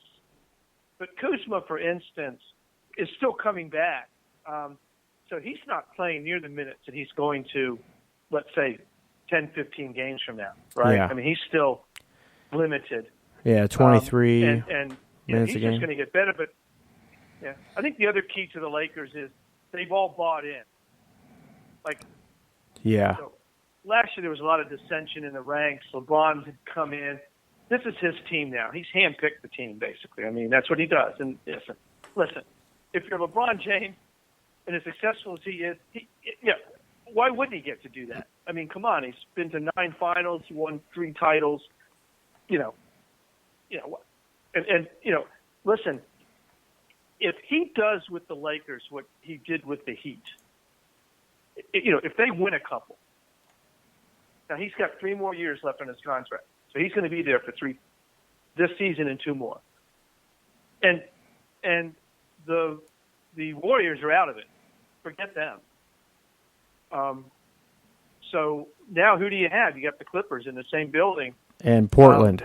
The I think Spurs Portland. aren't like what they used to be. I think Portland's really the other team. Portland's okay, but they're under 500 right now. But for right now. So you've got you basically the Mavericks are playing well. The Mavericks are beat the Lakers in Dallas, but so let's just say LeBron wins a couple more. That would give him 5, right? Mm-hmm. Now you start to close the gap with Michael, and now you get these conversations that are legitimate. Who's better, who's greater, all that kind of crap. I think it's difficult to. I don't really care who's greater because they were both great, but if LeBron James brings a couple titles to Los Angeles, oh my gosh, right? I mean, that'd be unbelievable. But they just look like that team. I mean, they just look like a championship team right now. Right now. I mean, injuries, load management, dissension, all that we don't know. They're only 24 games into the season, right? third of the way through, less than a third of the way through. So we'll see. But right now, they're compelling. Heck, you got to watch in the first 3 quarters, because after that, the games are over. I mean, there's nobody's staying with them for very long. So it's exciting for me, for the league, because the Celtics are good too, by the way. So you got Lakers good, Celtics good. That's to me, when that's happening, kind of all is right in the NBA. Although it's not all right, but in my world, I can delude myself into thinking that things are pretty well with the NBA, right? Right. When Celtics and Lakers are good. So anyway, I mean, I buy into that, but I put myself in the category as a Lakers fan too. So, well, I'm sure the commissioner's happy about this. Oh yeah, and he doesn't have to worry about them tanking either. Now his biggest concern, I think, hasn't really changed. But what are they going to do about New York? What are they going to do about the Knicks? I think it's just a shame that the Knicks are as atrocious as they are for as long as they've been terrible. I mean, we're talking about mid-'90s since they were terrible, anywhere relevant. Since Ewing. Yeah. Right? I mean, it's a disgrace actually to sports. I mean, it's not just a disgrace to the NBA. It's a disgrace to professional sports. That guy needs to Dolan needs to sell the team and get out of the way and get somebody into the way to actually, do something the right way, because it's terrible. And I can say the same thing about the Washington Redskins. What Dan Snyder's done to the Redskins is despicable. I mean, that's a team that won 3 Super Bowls in 10 seasons. And they haven't sniffed anything in 27 years. So the Knicks are a disgrace. They could be a flagship franchise for the league, but there's some other things working against the Knicks, though, right? Yeah. I mean, they're competing against weather in LA, no taxes in Florida and Texas. There's a lot of. I mean, I watched Carmelo Anthony playing the other night with the Blazers. He still has some game. Yeah, he's a scorer. That's what he is. That's what he does. And he can do that still. The Knicks had Porzingis. The Knicks had Porzingis and Carmelo Anthony and Jeremy Lin, and they couldn't make anything happen. And Marcus Camby was there. How the heck did that happen? I'm pretty sure it was Jeremy Lin, Marcus Camby, Porzingis rookie year, and not Camby, but anyways, I mean, they had a squad. They should have been able to win some games, and they didn't. I mean, couldn't get a decent coach. I mean, it's just a train wreck.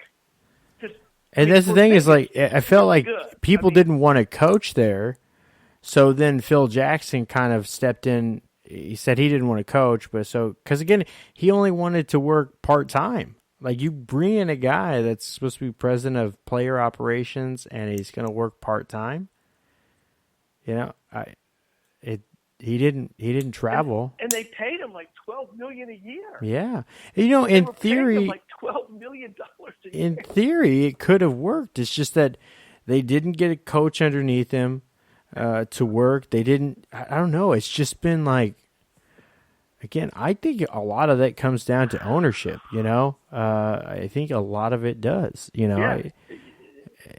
the only common denominator, right? Yeah. I mean, you got to look at the common denominator. You've had coaches, you've had players. It's like the Detroit Lions. What the heck? I mean, they had Matthew Stafford. They one of the best quarterbacks of his generation, and nothing to show for it. They had Matthew Stafford and Calvin Johnson. Nothing to show for it. Calvin Johnson literally set records. They had Barry Sanders. Yeah. They had Barry Sanders. Arguably let's just say top 5 running backs in all of NFL history. Yeah. I mean, you've got to put him there, right? I mean, Absolutely. You got Jim Brown, Walter Payton, Emmitt Smith, and then you got Barry Sanders. And they couldn't do anything with him. They won one playoff game, I think. And then he retires early because he's like, I'm tired of getting the crap beat out of me and not winning anything. And they had John Kidna. Calvin Johnson the same way. Yeah.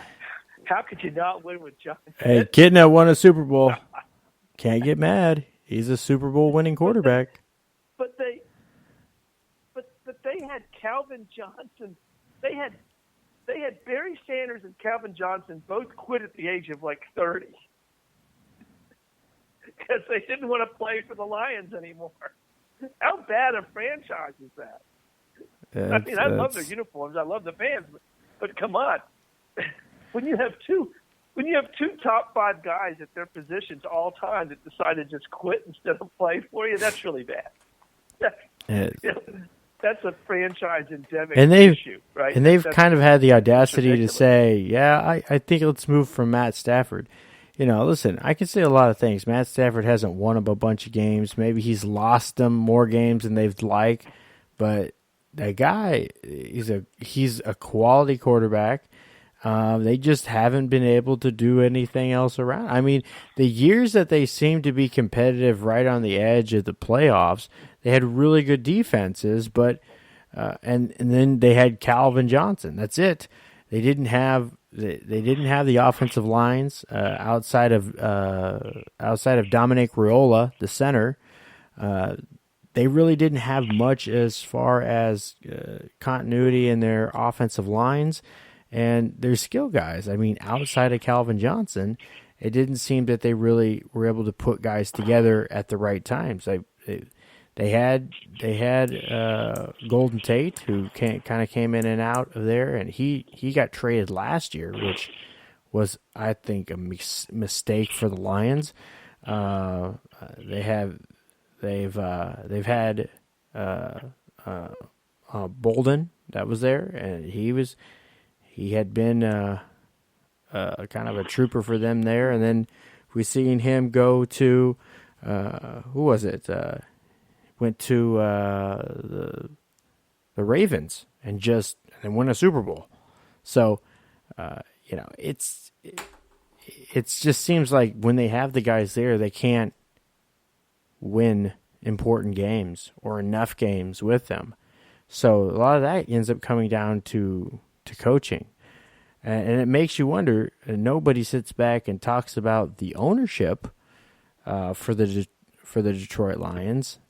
But if Detroit's where an area where a lot of careers seem to just end up in getting fired, and again, they've had some guys, decent coordinators, guys that have they felt like they have had a lot of success in the league as coaches, come in and out of there, and nothing to really show for. Maybe it's geographic. Cleveland and the Detroit Bears are really close to each other. Look at the Bears. Maybe the Bears win. Maybe there's this kind of look at Buffalo. NFL Buffalo's not far from there, void, right? And look at Pittsburgh. Pittsburgh's not far from there. But what's Buffalo done in the last 30 years? Buffalo's one of the is probably the best defense in the NFL right now. This year. Right now, but from 1993 they went to the playoffs. They went to playoffs with Tyrod Taylor. They've been to the playoffs more times than the Lions have. Just saying, they could win the division this year. I think there's some kind of geographic NFL void over Lake Erie right now. That's a problem. I think that's really the issue. I'm going to attribute it. You know what I'm going to attribute it to? Climate change. Climate change. I'm attributing the Detroit-Cleveland issues to climate change around Lake Erie. That's what I'm attributing it to. That lets the ownership off the hook if we attribute it to some kind of cosmic other thing that nobody can really describe what it really is or how it's affecting, but there it is. I say I'm playing the climate change card for Cleveland and Detroit. So when it gets colder, Cincinnati. when the climate changes to colder instead of warmer, they'll do better. So how do you explain the Bengals? That's yeah. So the Bengals are in the same boat. I think it's the whole Michigan Ohio thing going on right there. NFL. Yep. I'm gonna go with that, Matthew. That's pretty much gonna be my. Hey, it's as good a theory as anybody else has. I mean, who else can come up with how? Listen, the NFL is designed. All the rules, everything is designed so that teams don't stay good for very long and they don't stay bad for very long. How do you explain Detroit and Cleveland? Actually, how do you explain New England for that matter? But we'll just go to the negative side. Yeah. How do you explain that? But eventually, just dumb luck would have you have a decent team now and then. I mean, hell, half the playoff teams don't make it the next year. Yeah. I mean, it's hard to have a quote-unquote dynasty, right? Because it's just, So how does that work? I don't. It's almost defies the odds that Cleveland's as bad as they are every single year. What are they, 6 and 7 this year? Did they get that good? Or did Cleveland finally? I think they eked up to close to 500. But, I'll double check. Yeah, they're just bad. And how unlucky is this? 6 and 7 right now. Art Modell moves the team from Cleveland to Baltimore and they win 2 Super Bowls. I mean, hell, see, it's geographic. See, and they're 11 and 2. Baltimore is 11 and 2. Yeah, they're really good. See, see, yeah, I'm saying Pittsburgh's so 8 and. It's all about geography and it's all geography and global warming. I'm telling you, that's what it's all about. So how do you explain Chicago then? Chicago's 7 and 6. They made it to the playoffs last year. They're right there on the lake too. Literally on the lake. They're different. That's a different lake though. That's Lake Michigan. That's I know, but it's the Great Lakes. It's all connected. Learn your geography. It's a different lake. It's a great lake. It is. It's connected. I think Lake Erie just isn't as great a lake. And you know like what? A lesser lake. You know what? I got a better conspiracy theory for you.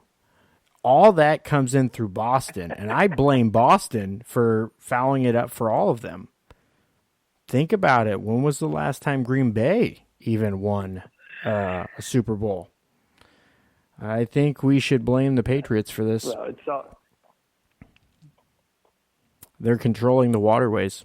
It's because they take pictures, everybody. Yeah. The Browns are 6 and 7. That sounds like Russia. I thought Russia takes pictures of everybody. It's Russia and Ukraine. Yes, it's no doubt. Climate change and Russia and Ukraine are to blame for pretty much everything. That's my answer. And New England. So, they're right there. New England is also to blame. Well, just blame Tom Brady. I don't know. And Bill Belichick. His wife is all right. I don't think I can blame him all the way. If you're going to blame them, you might as well throw Nick Saban into the mix and blame Alabama. Whoa. Alabama is ranked 13th. They've had enough. We have enough people from Alabama jumping off cliffs right now. I don't think we need to bring them into it. That's a lot to bear there. Well, because they don't have bear anymore. But yeah, that's they're 13th. The fact that they're. You know how sad and exciting it is to see Alabama 13th? It is sad and exciting at the same time. They should be. They're probably 7th or 8th at worst. Or 13th. I'm talking about just best. I mean. Let's roll with 13th. Are they below Utah? They are. They are below Utah. Kick the crap out of Utah. They would kick the crap out of Utah. I'm just saying. I mean, I've watched 60 seconds. Well, after watching Oregon, even beat USC. Come on. After watching Oregon, yeah. Well, now, if Oregon, how they stubbed their toe against Arizona State, I have no idea. Right? Because, I mean, Oregon could have been number 4. Come on, you know the answer to this. Because Herm plays to win the game. You know this. That's how. I love Herm Edwards. That's how it happened. I love Herm Edwards. I really do. Yeah, I love Herm Edwards. He played to win the game. And then they lose to Oregon State. Hey, back off my Oregon State there. I'm pretty sure I picked that game. Well, that's true. You're a big Oregon State guy anyway. 10 seconds. Yeah, I'm. But I don't. I mean, I cannot see Alabama below Florida, Penn State, Utah, and Auburn. All those. I mean, come on. I mean, I'd have put. We didn't do the rankings this way. I'd have put Alabama probably 6 or 7. I'd have put them ahead of Georgia. How do you But see, they did that because Tua's injured. Yeah. Isn't that fair? Well, I don't know. Greg Jones, pretty good quarterback. He's decent. Yeah, I'm just saying. That's not why they lost to Auburn. I know. I don't think it was either. That's not why they lost to Auburn. I mean, come on. You give up, 48 points or whatever it was. I mean, that's why you lose. Yeah. Plus they had so many more. They made. I've never seen an Alabama team make that many mistakes. Not under Nick Saban. And of course, they kind of got screwed. That whole 1 second back on the clock thing was absolutely ridiculous. What was that? They just made it up as they went along. Well, I mean, come on. You're talking about this year or the?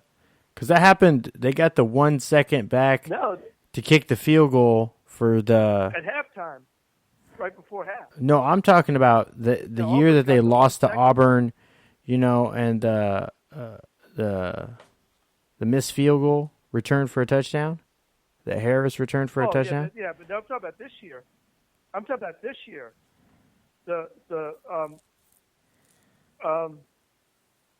forget exactly the circumstances, but it was a real quirky decision by the officials to give Auburn 1 second, and then they, with only 1 second left, Auburn was able to line up, snap the ball, and kick a field goal, which was impossible. So yeah, but Alabama, the fact they didn't have Tua did not cost them that football game. I mean, they just didn't play a good game. But I don't think I think there's a lot. I think Alabama's way better than 13th in the country. They're behind. Okay, I think they're better than Auburn. I know Auburn. So here's who. But here, let me ask you this: Utah. They're behind Utah. They're behind Auburn, Penn State, Florida, Wisconsin, Baylor, Oregon. Wisconsin has 3 losses. Sure, okay. 2 of them were to Penn State, but still. Yeah, Penn State. Penn State, Minnesota, and Ohio State. I mean, those are 3 top 25 teams.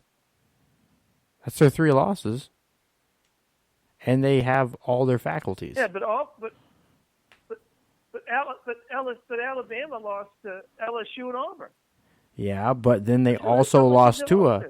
I guess the way that they're weighing this is Tua Tagovailoa is a third loss. I think they're weighing him as a third loss. That's the only way I can come to that understanding. Yeah, that's the only way I can see that because. And now they're matched up with Michigan. I don't think in the bowl game. I mean, I don't think Utah has enough. I don't think Utah could beat Alabama. I don't think so either. I don't think they would. I don't think Wisconsin could. I don't think Baylor would either. I don't think No, not Baylor. Baylor. So I think. Would put Alabama. I think Oregon could. Wisconsin, over a course, like they win 1 out of 8 games, maybe. Florida doesn't. I don't think Florida beats them. Penn State, I don't know. Penn State's good at keep it. They have a really good defense. They keep it close. So Penn State, maybe 1 out of 5. Utah, I don't give them any games. I'd have had it this way. Yeah, I'd have had it this way. I'd have had it, and I'm starting at number 5 because I think the top 4 are so solid. I mean, this is the most solid top 4 I think we've had, right, since this era began, no question. And I would have Oregon at number 5. Yeah, me too. Penn State at number 6. Alabama at number 7. And probably Florida at 8, and then then Utah, Auburn, whatever. But I would have Georgia way down. I wouldn't have Georgia, but they had Georgia at number 4. They lost they got blown out by LSU, and they only dropped to number 5. I don't see Georgia that high. I think Alabama would be Georgia. Georgia's offense is just so. I mean, I know Fromm's supposed to be this great quarterback, but he's not that great. That's all of it. That's all defense, And their loss is horrible. I mean, South Carolina didn't even make a bowl game. And that's a bad loss. That's the worst loss of any team. Actually, that's the worst loss of any team probably in the top 15 or so. I mean, who'd Michigan lose to? Ohio State. Wisconsin, Ohio State, Penn State. I mean, that's 1-8. No, that's why they're still 14. 2-8 and 10. Yeah. 2-8 and 10. Yeah. Right? I'm just comparing it to the loss that Georgia had. I mean, Georgia lost to South Carolina. That's a bad loss. Nobody else has lost to teams like that, to a team like that. Most of these other teams all lost to top 20 or top 15 teams. What did Wisconsin lose to Minnesota? Ohio State twice, and who was Ohio State and Minnesota. And Ohio State, yeah, Minnesota. And Minnesota is playing Auburn in their bowl game. Now that's one of those games that I'll want to watch. Right? Yeah. And Minnesota fell to 18. I think Minnesota should be above Iowa. Absolutely. They beat them, but they lost to Iowa, but that game was so close. Yeah, but still. They could have. Yeah, the body of work, right. Right.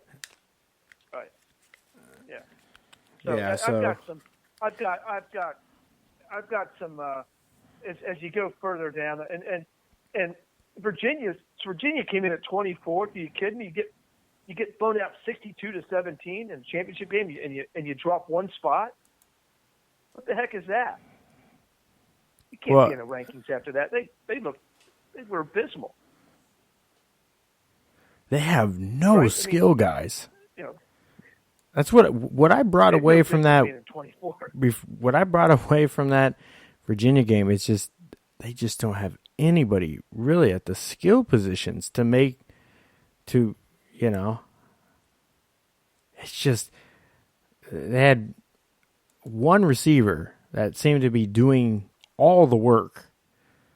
50-50 balls going up, and outside of him, and the quarterback, and Perkins, and the Perkins. Quarterback.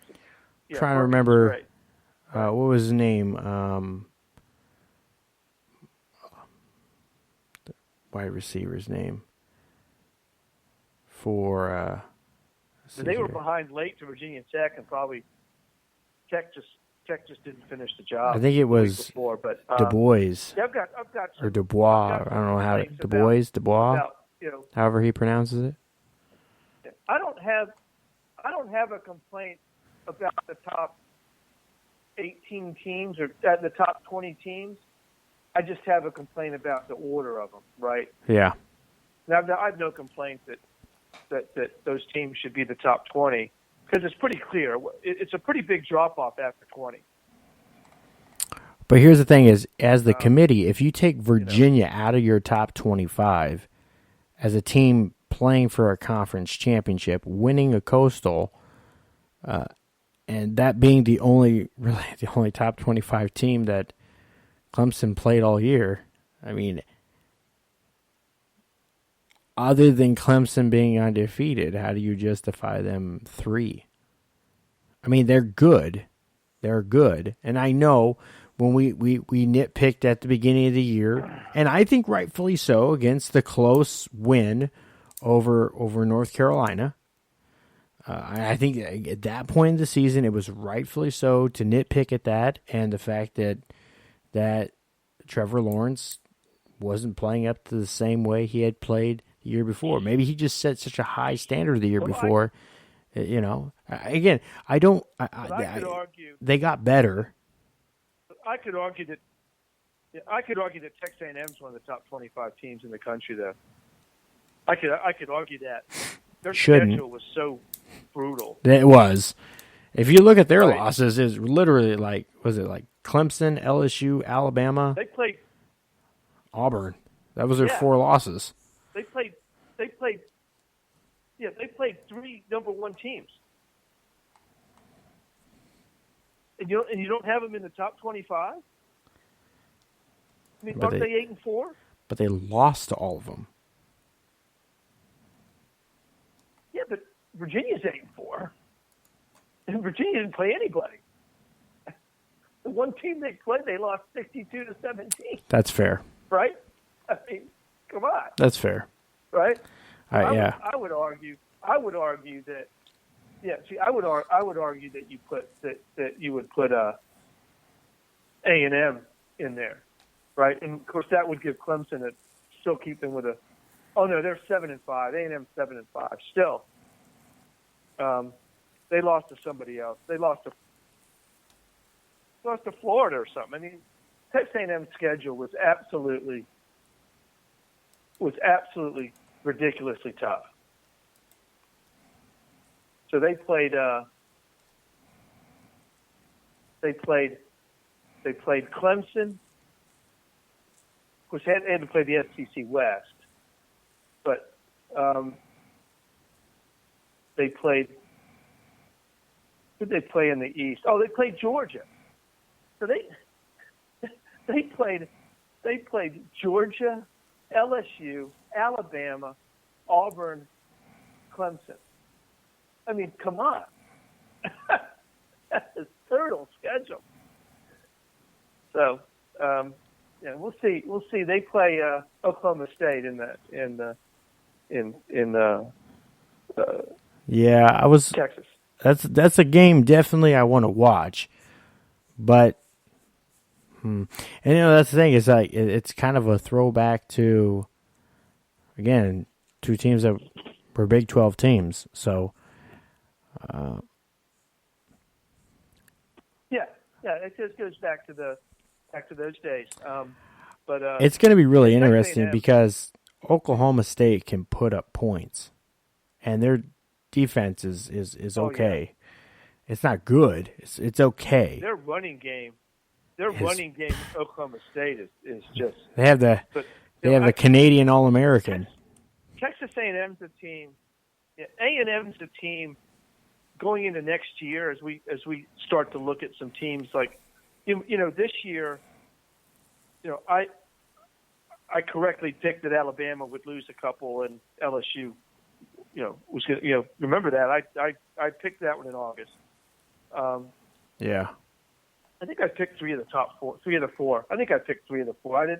I did not have Ohio State winning the Big Ten because with the new coach, I just didn't think they were going to,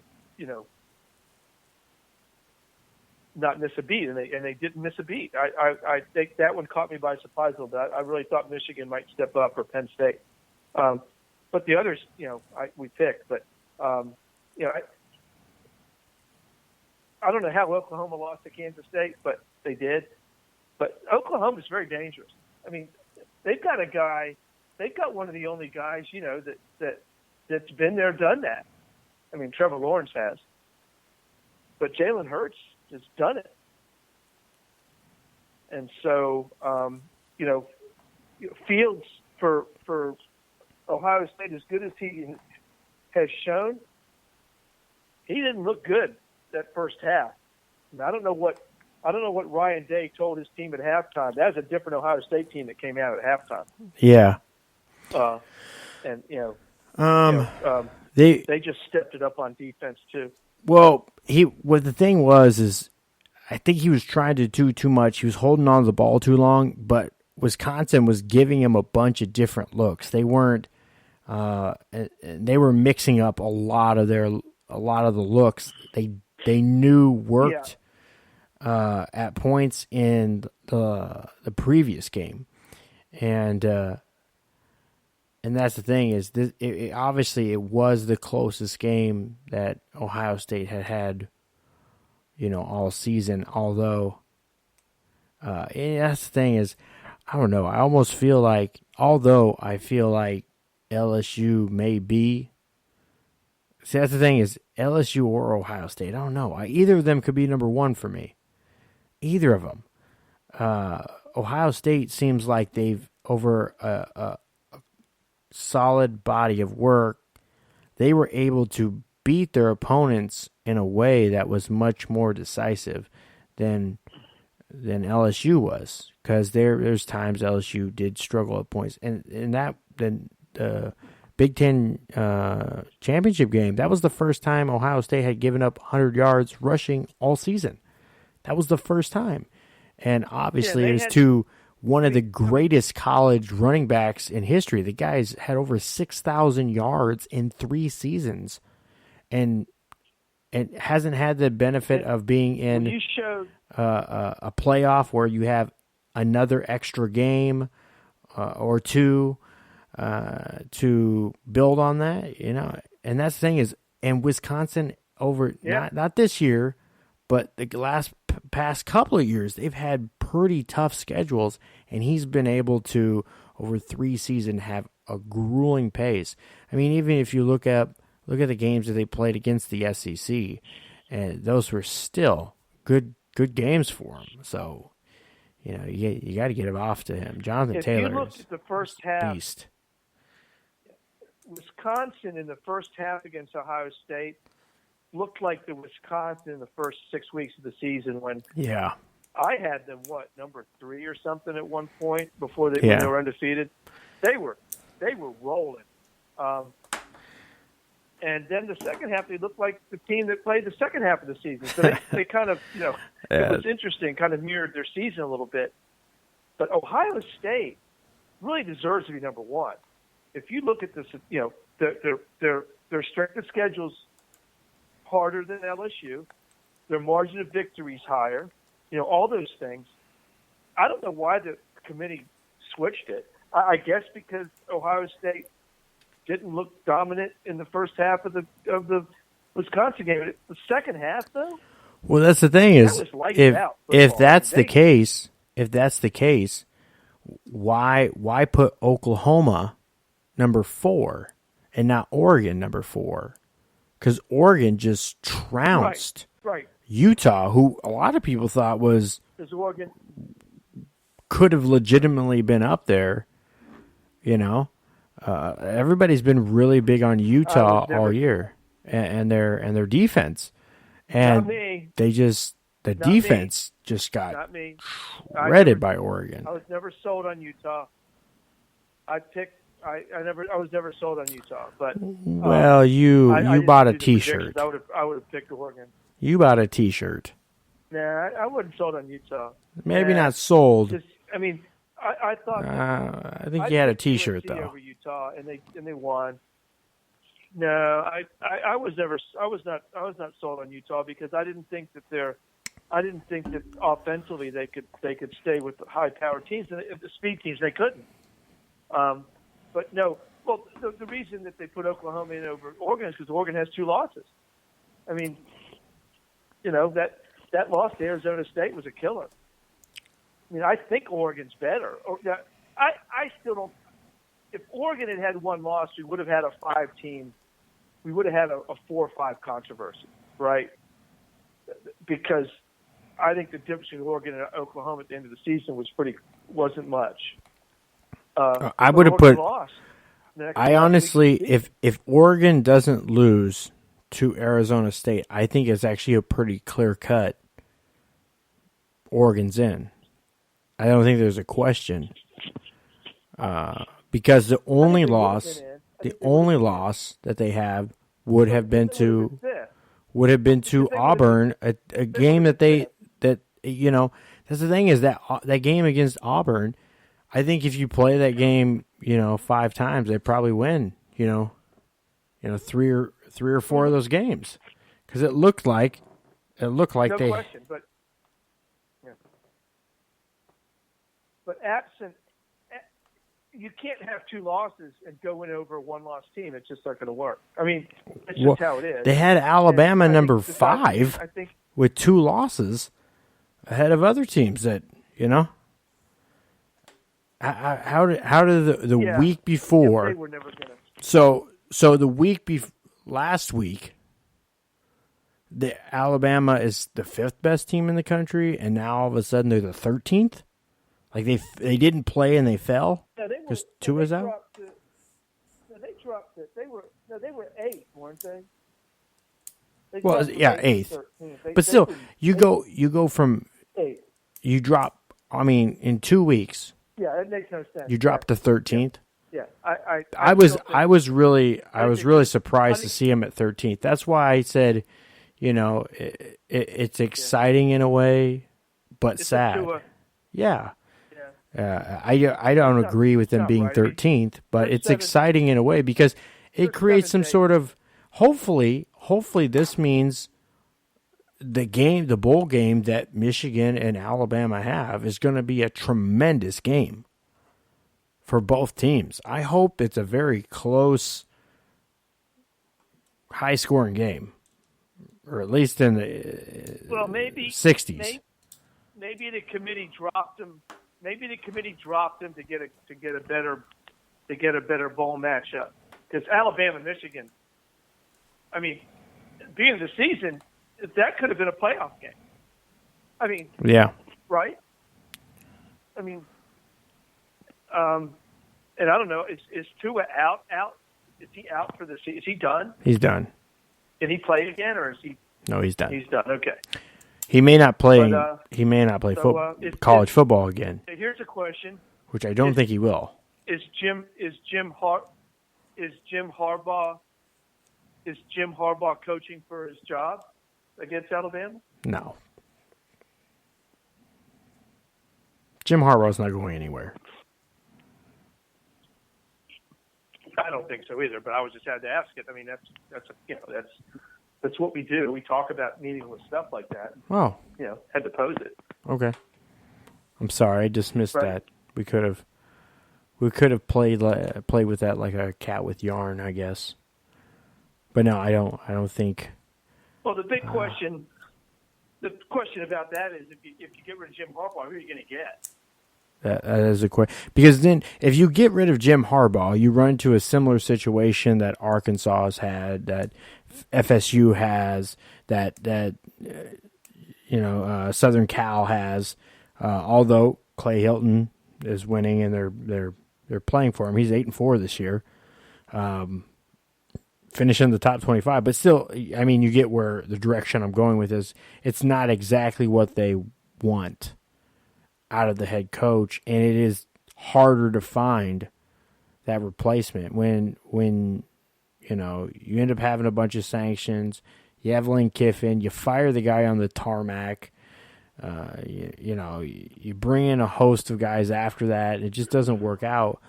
I almost feel like the coach. They should have kept Orgeron. They should have. I said, you know what? Ed Orgeron should have had the SC job. Then he should have had the Nebraska job. He came out and said, "I'm interested in the Nebraska opening." The funny thing is, so when Joe Burrow came out in high school, he wanted to go to Nebraska right away, but Mike Riley wasn't interested at all in him.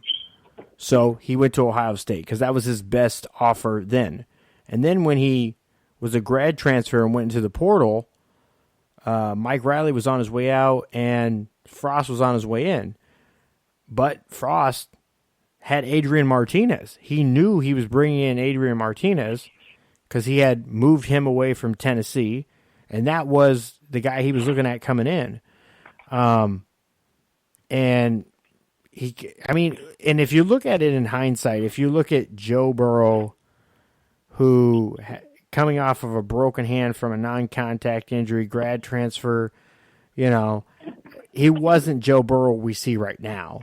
So Adrian Martinez was one of the top recruits in the country as dual threat quarterback. So Scott was like, yeah, well, this is the direction we're going with him. So he didn't pursue him. So he went with LSU. But the thing is, think about it. If Ed Orgeron takes the Nebraska job, Joe Burrow probably goes to Nebraska as a freshman and plays his whole career at Nebraska. It's just weird how little crazy things like that could be linked and change.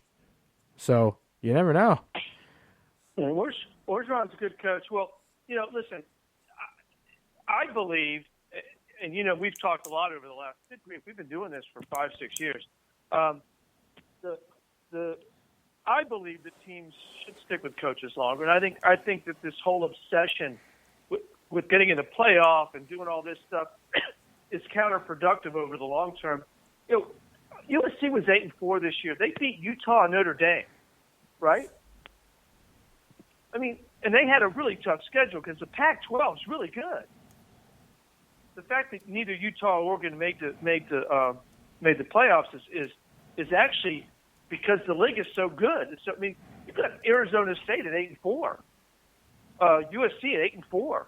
You got some good teams in that league. And again, Arizona was nothing to sneeze at. Arizona State was the team that's responsible for basically holding Oregon out. They literally spoiled the season for them. They cost the Pac-12. They cost the Pac-12 a bid, right? Yeah, but that's money for the Pac-12. Play to win the game. Yeah, that's exactly what it is. But my point is that teams like Michigan, it's not really Jim Harbaugh's fault. No. I mean, Michigan's been losing to Ohio State for 2 decades, right? I mean, yeah. He's not. The fact is that Urban Meyer and Ryan Day did an outstanding job this year. I mean, that guy can coach.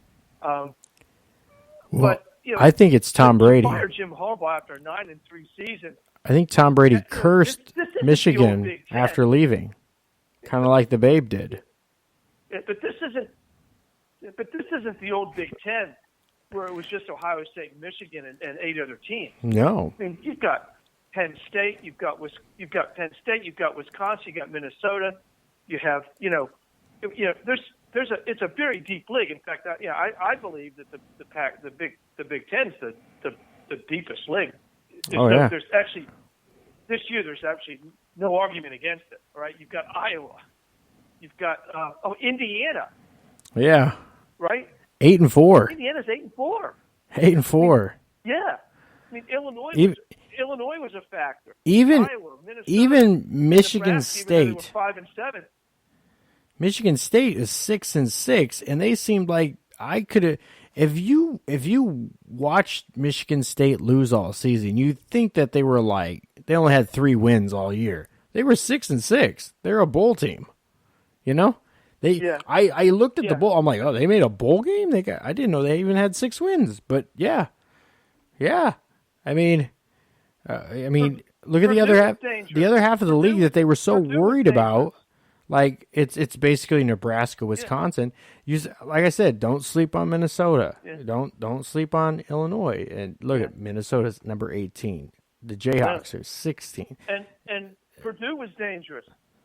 Purdue was no war. Now Northwestern was disappointingly bad this year. Yeah, they were. They were terrible. And that's just the way it is. But they were terrible. But as a league, and the Pac-12 is very deep too. I mean, we just named a lot of. Cal's a good team. Yeah. Colorado could compete. Is it Cal and Illinois play? They play. That's the bowl game. If my memory serves me right. That's a good one. Pretty sure it's a good one. That's a good one. And Cotton Bowl, Stanford, I think. Stanford had a down year. That's off the top of my head. I could be wrong. But so to fire Jim Harbaugh after going 9-3 in what I believe is the deepest, best league in the country, it makes no sense. Oh yeah. What are you going to get? I don't know. PJ Fleck. So Urban Meyer's running around out there. I know. And Urban Meyer would never. You're gonna try to never go to Michigan. No. That's out. He still calls him the school up north. You're going to try to lure but who you going to get to go to Michigan? You're going to try to lure a Justin Fuente from Virginia Tech, because that's the kind of guy you're going to have to get. You're going to get Nat Campbell from Iowa State. You're going to get somebody like that. I mean, who are you going to get? That's kind of the direction you have to go. No, Chris Peterson just retired from Washington. That's the kind of guy you'd probably want to go after, right?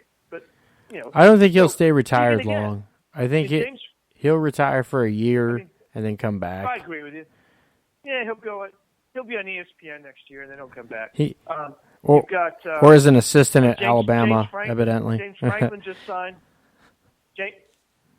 James Franklin at Penn State just signed an extension in 2025, so he's locked up, right, for a while. So I don't know. Well, the funny thing is, I tend to think that these. Everybody talks so bad about the Pac-12, but they're really deep in coaches. I mean, just look at Alabama's coaching staff. They hire a lot of guys, especially offensive coordinators, from the Pac-12. So, obviously it seems to work. I mean, look at the last three. If you count Sarkisian twice, because it was Sarkisian and then Kiffin and then Sarkisian. Now Sarkisian again. So, I mean, well, they were both USC, SC guys. Fires. Yeah. But Sarkisian had some substance abuse issues and other things. Yeah. He had some problems. Some mental health issues. Yeah, he is. But he was fighting some demons. Yeah, they should have stuck with Ed O instead of going with Sarkisian, and they would have. Should have. But I think USC would be well served to keep Clay Helton, because he took over a program that was pretty much in disarray. You know what? The way I look at it, they're playing with house money with Clay Helton right now. Why rock the boat if you don't need to?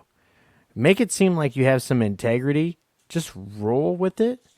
And if you have somebody that has let's say they don't compete at all in the Pac-12 next year, for Utah just blows them out again, and somebody that you really want is available, then go after them. But that's the thing. It's like, why rock the boat? But they beat Utah. I know, but I'm just saying if USC beat Utah. I know, but what I'm saying is, why rock the boat?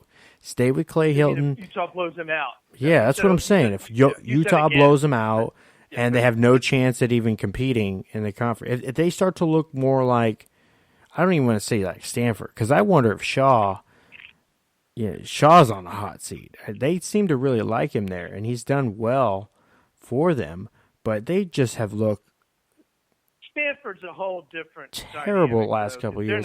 It's expecting tough to recruit at Stanford. They're It's not the expecting toughest. national championships at Stanford. Yeah, but it's the toughest school They're to not recruit at expecting to win too. national championships. They have between the quarter systems and stuff that they're on, and on top of that, they're you have to be able to academically qualify for the school too. So it's hard to find those players to academically qualify. So Shaw's not going anywhere unless they totally tank to 2-10 or something ridiculous like that, which they're not going to do. They said they had a tough season, but their schedule was brutal. I mean, Northwestern started off was. At least they beat Northwestern. They had to travel to Mississippi State. Yeah. Was it? No, it was K-State that went to K-State went to Mississippi State, and then won. Oh, that's what it was. That's right. Stanford lost somewhere. They did beat Northwestern. I know that because they had lost to him the year before. I'm like, ooh. I'll tell you what it is. I got it slowly coming up here.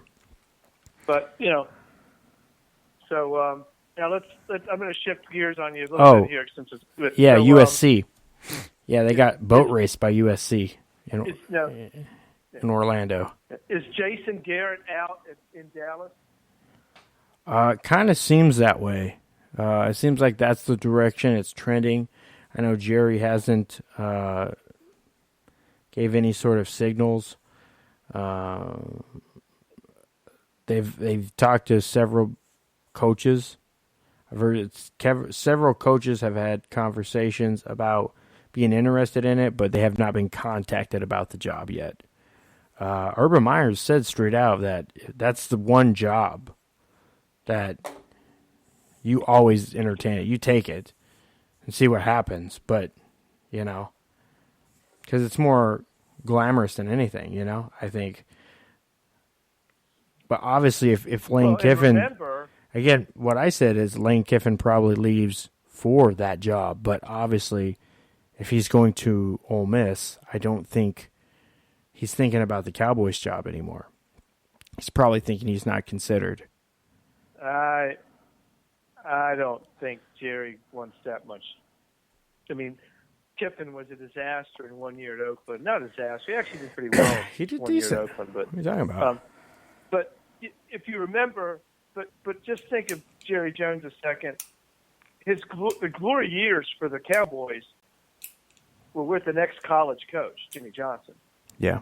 So I don't think Lincoln Riley. And Urban Meyer. No. He says Lincoln Riley. I don't know. Young hadn't won enough. Yeah, he hasn't won enough. What's he won? But I think Urban Meyer would be. I'd like to see Urban Meyer. I mean, Urban Meyer is not an NFL guy. Like his circle of people, from all I know, is college people. So maybe he's a tremendous leader, a great coach. So I don't think that because he's not an quote unquote NFL guy that he's not successful there. But again, outside the Cowboys job, I don't know. I don't really know if there's really a job that pulls Urban Meyer out of retirement. Frankly, I don't really see one. I mean, but he's got to get somebody. I mean, Jason Garrett, he was a good fit, but the trouble was Jason Garrett's just. Listen, the problem with the Cowboys, it's not Jason Garrett, it's Jerry Jones. But he's not going to fire himself. So, it's. Well, I think John Kitna is holding him afloat. He's the quarterback coach. I think all roads lead back to Kitna. Telling you. Well, he had. He's holding him up. Jimmy Johnson left because of Jerry Jones. A lot of people left because of Jerry Jones. Parcells left because of Jerry Jones. Right. He's had some good guys, but they just couldn't. And so Jason Garrett's been able to just be Jerry Jones's kind of do whatever he wants. And so he's been loyal and he's stayed. But the problem is he's just not as good a coach as they need, but he's the right fit for Dallas. And so, Urban Meyer, but the trouble with college coaches going to the pros is they have total control at the college level. Total, right? They pick the players, they pick the coaches, they pick everything. They go to Dallas, Jerry's picking your players. That's what's the problem with Parcells. Parcells is like, look, if you want me to make the meal, you need me to. I get to go pick the ingredients. Yeah. And Jerry Jones was like, no, you don't. And so that was their big problem right there. And so, Parcells was a winner everywhere else. I mean, he put together that team in New England that ended up, that Belichick took over and, won with. Pretty sure that, But, he had what? The problem They were close to playoff teams with, they were playoff teams under Parcells. I think with Quincy Carter. Who? Parcells. Yeah, they were good. They were good enough. Yeah, they didn't win any playoff games, but no. they got in it. They got in. Yeah, but Quincy Carter, I'm pretty sure Quincy Carter was the quarterback. Yeah, he was. But the trouble with Jerry Jones is the guy that he wants, or the guys that he would want to be coach, won't work for him because he won't give them any control. That's the quandary that Jerry's in. Right? Yeah. I mean, he's general manager. I mean, so I don't know. I mean, I can't believe Dallas is as bad as they are. Yeah. Their talent level is really high. Did you watch the game last night? Did you watch the Giants-Eagles game last night? I watched, bits and pieces of it. Oh, you watched more than you should have. I watched the whole damn thing. It was horrible. I'm not sure what they were playing, but it didn't look like NFL football to me. But it was on, so I watched. And I'm sure that ESPN was, has a beef with the league. The Niners Saints game is buried at noon on 1 o'clock Eastern time on Sunday, one of 6 games or whatever. And ESPN gets stuck with the Giants-Eagles. I mean, God. I mean, it went in overtime. I guess you could say it was a quote-unquote exciting game. It was just so poorly played. I mean, they were just terrible. But it's Giants-Eagles, so top markets, heavy NFL leaning. The number was through the roof, even though it wasn't a good game. It wasn't, Oh, just a little bit of... Because you had two of the top 5 TV markets in the country. That's why, but it was horrible. I mean... A little bit of breaking... Did you probably didn't get it. Did you get the Saints-Niners game? Did you watch that on Sunday? I did not. But... Oh, my gosh.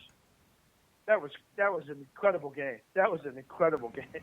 I heard it was. The Saints are always in these crazy games. It was great. But, it was great. But, that game's buried at it should have been at least a 4:25 game, if not a Sunday or Monday night game. I guess now they start to do the flex games. The Sunday night guys, Monday night guys get the flex. Monday never flexes. That's because that's on ESPN. But, I guess then ESPN bakes their games in before the season. Yeah, because they can flex the Sunday game because that's still the same networks. Yeah. Chad Morris has a job. Still the same day. Auburn has hired Chad Morris as offensive coordinator. As what? Offensive coordinator. Offensive coordinator. Yeah. Really? Yep. Well, I guess that relieves and Arkansas of some of the buyout. Yeah, and Hugh Freeze, I believe I just saw, was hired as an offensive line coach at Georgia. Since they've lost their offensive line coach. He's replacing Pittman. Yep. He's replacing Pittman, who went to Arkansas. So that's kind of crummy for Liberty, because Liberty, they get 2 good coaches, and that program is starting to move. I think they're doing a good job moving in the right direction. Now they're going to be on the look for another head coach. They fired Freeze. They fired Freeze? No, they fired Freeze. What? I thought they fired him. Are you sure?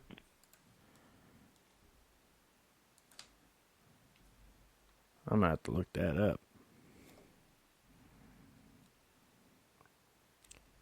Fired Freeze. Why would they do that? I guess they didn't. Freeze agrees to multi-year extension. No, it says 4 hours ago he agreed to a multi-year extension. Who did they just hire? Oh, Matt. What's his name? I guess it was the extension. The old Ole Miss head coach, Matt, whatever his name was.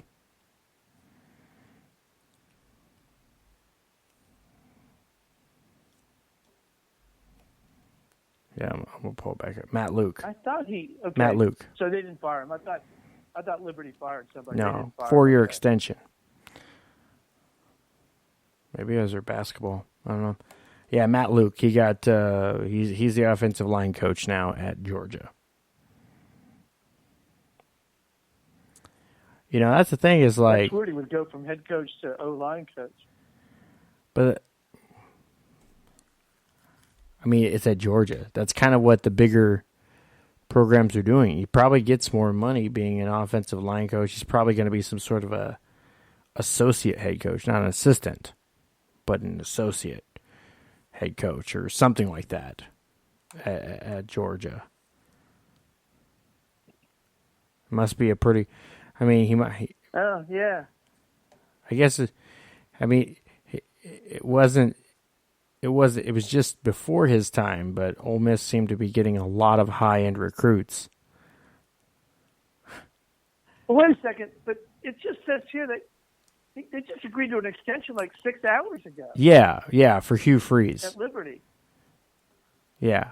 I was thinking. Oh, you're talking about the other Ole Miss guy. Yeah, Matt Luke. Wrong guy. Yeah, yeah, Matt Luke. Okay. Matt Luke was in there after Hugh Freeze. Yeah, you're talking about. Yeah. Right. So he's the one that was fired and then was replaced by Lane Kiffin. Gotcha. Okay. Yeah, Hugh Freeze. He's. No, Matt Luke was fired. Game, Matt Luke was fired last year. Right. Like they brought in somebody else this year.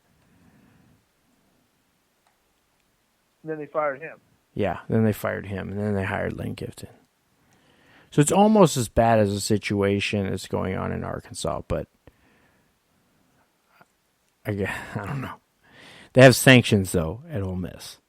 They had 3 years. Except Ole Miss has sanctions, and Yes. Arkansas never had any of that. And again, I don't know why Lane Kiffin. Again, this comes back to another thing. Is like, why would Lane Kiffin take the Ole Miss job under sanctions? Like, he played that.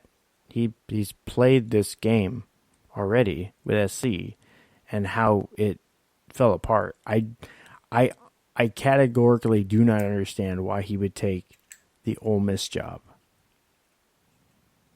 That doesn't. Where did the Auburn offensive coordinator go? The guy that Chad Morris replaced.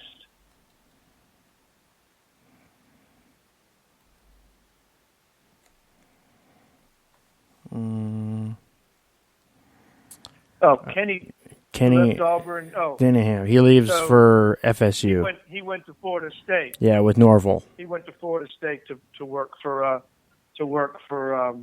Norval with Norval. Yeah. Okay. Well, that's a good hire for Florida State. Okay, so Morrison, so Chad Morris and Gus Malzahn are buds. So that's why. Well, that's weird because Malzahn's from here in Arkansas. So that's just another one of those weird dynamic things that goes on. Yeah. So Gus is thinking. It just but sometimes it's just about who you know. Arkansas favor because. Well, no, but that's a good thing for Arkansas because anything Morris makes offsets his buyout. Maybe. So with Morris making offensive coordinator, SEC offensive coordinator money, then Arkansas is off the hook for a good portion of Morris's buyout, which is like 10.8 million or something like that. So probably half of it will be offset. So that's good for Arkansas, considering they're still paying Bielema's buyout. which is in court, because apparently, even though Bielema is working for the Patriots, he's only getting like $50,000 a year, which isn't enough to offset any of his buyout from Arkansas. So Arkansas has him in court. Arkansas is suing him, claiming that New England's paying him under market value, so that he gets the buyout from Arkansas. And Arkansas is claiming that if he was paid appropriately, that Arkansas should be due some offset against his buyout. There's a case there. Yeah. How strong is that, though? So that's currently in court. Pretty strong case if you figure that if you look at around the league and they can get 5 or 6 guys that are making $500,000 for that job, then they've got a good claim. But as was he offensive line coach there? I don't know what he's doing. He's like a consultant for the team. Okay. Well, that's the thing. That's even more gray. It's very great. And remember, it's the Patriots. Yeah. The Patriots could make the claim that they wouldn't pay him that if that's what they had to pay him, right? And they'll probably write a letter. I mean, they could make that claim. Yeah, they'll probably write a letter to say that they wouldn't. Greg Schiano is back at Rutgers, So, in case anybody was worried about Rutgers. yeah, Bielema, his job title is defensive line coach for the Patriots, and they're paying him like $50,000 a year. So that's not really, that's not. Defensive line coaches don't make $50,000, right? I have to look that up. So so it's in court. So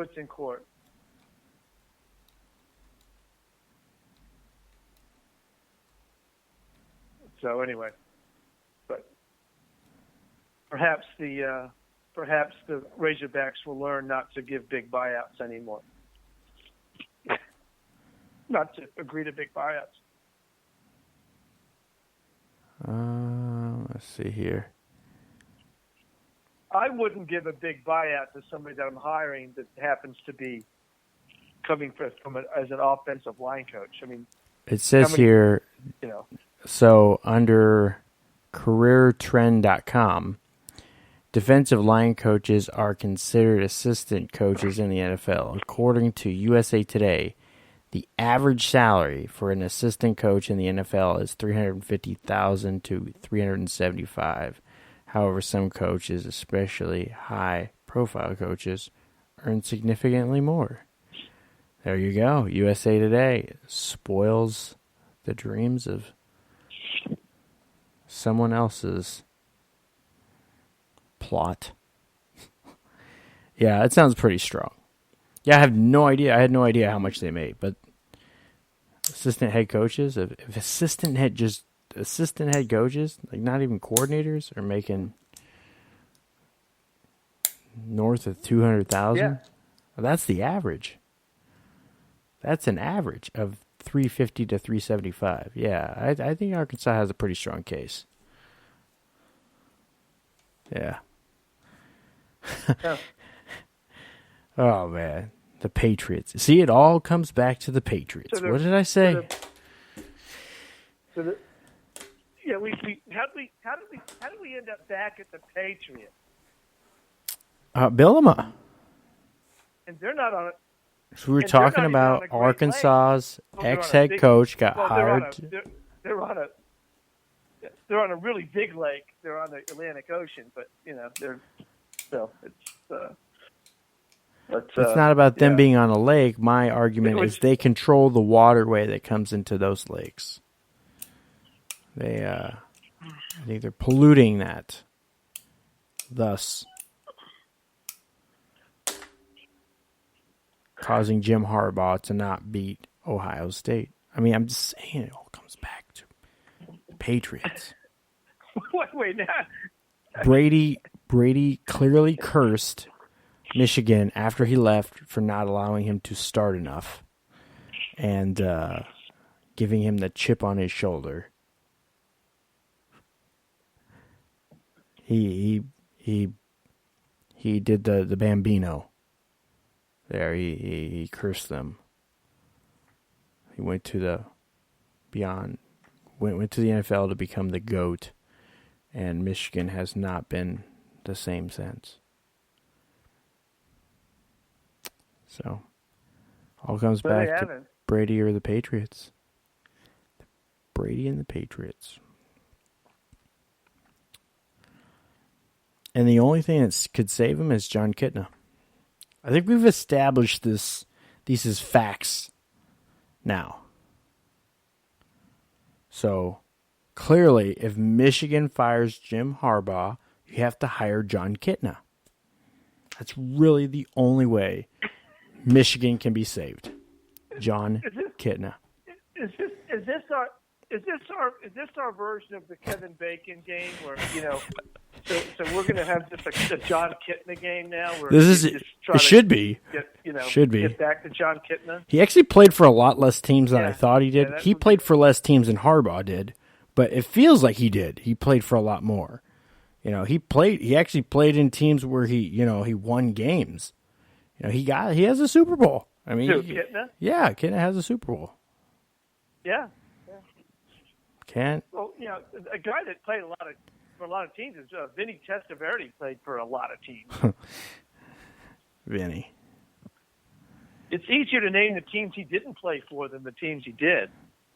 He played for teams that are no longer teams. Allegedly. He played in a league that's no longer a league. Oh, well, you got that, yeah. Well, a lot of guys played in that league.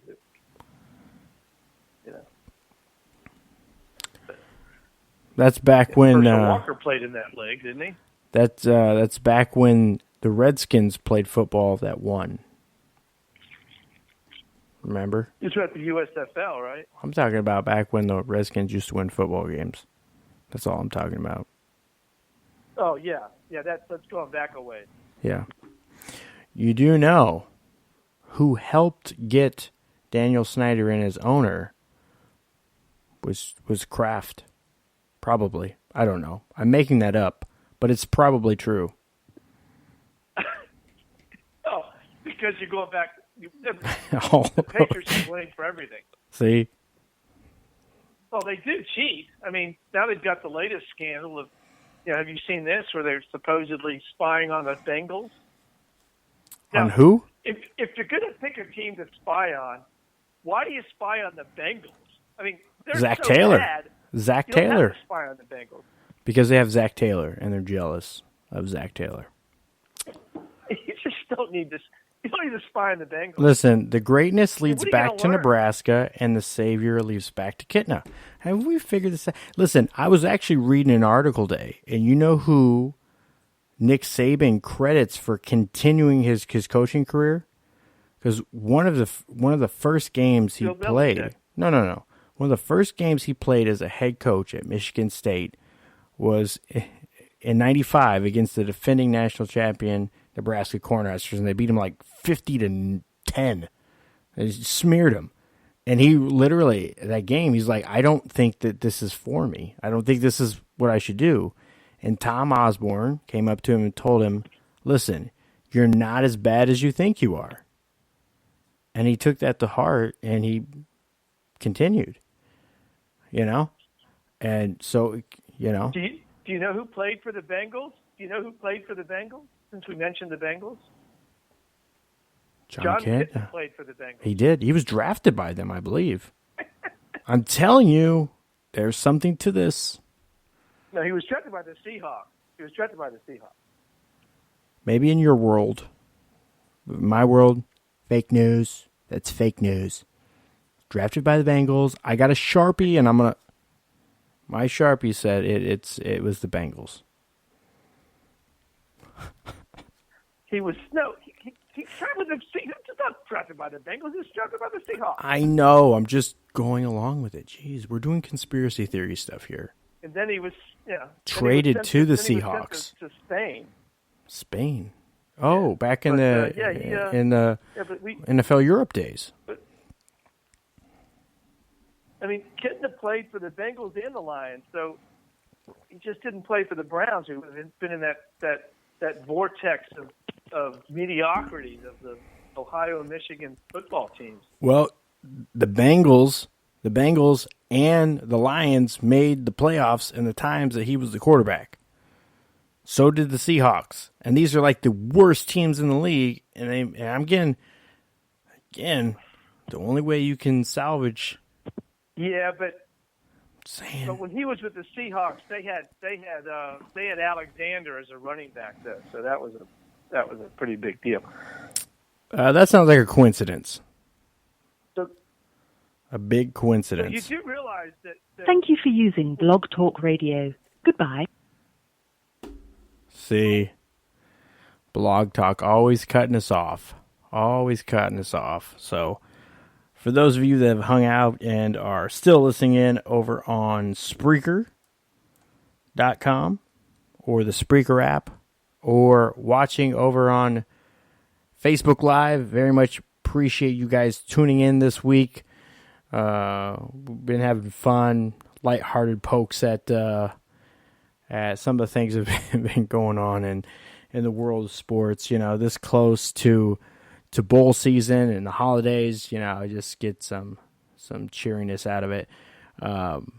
Special thanks again to Eddie Corporal, head coach of the Gulf Coast Lions, for joining the show this week, and for Kevin coming in like he does pretty much every week until he's on a road trip. Make sure you head on over to Amazon and pick up his books. I know you.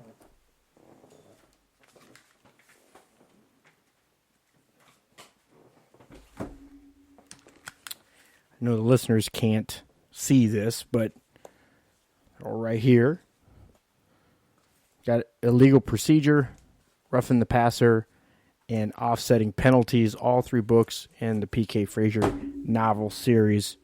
You can head on over to Amazon and pick them up. I know a couple versions are available in Kindle version for free. I know for a while I was reading the Kindle version of the third book, Offsetting Penalties, which I have the hard copy now. Kevin still hasn't signed any of them for me. Can you believe that guy? But thank you so much for tuning in. Be sure to share the show, like the show, and head on over to Spreaker. Download the free Spreaker app and follow us. Follow us over there. We also syndicate the podcast, iHeartRadio, SoundCloud, YouTube, and Apple Podcasts. Just about anywhere you can find your podcast as well. So y'all have a good evening. That's all for me. I'm out. Peace.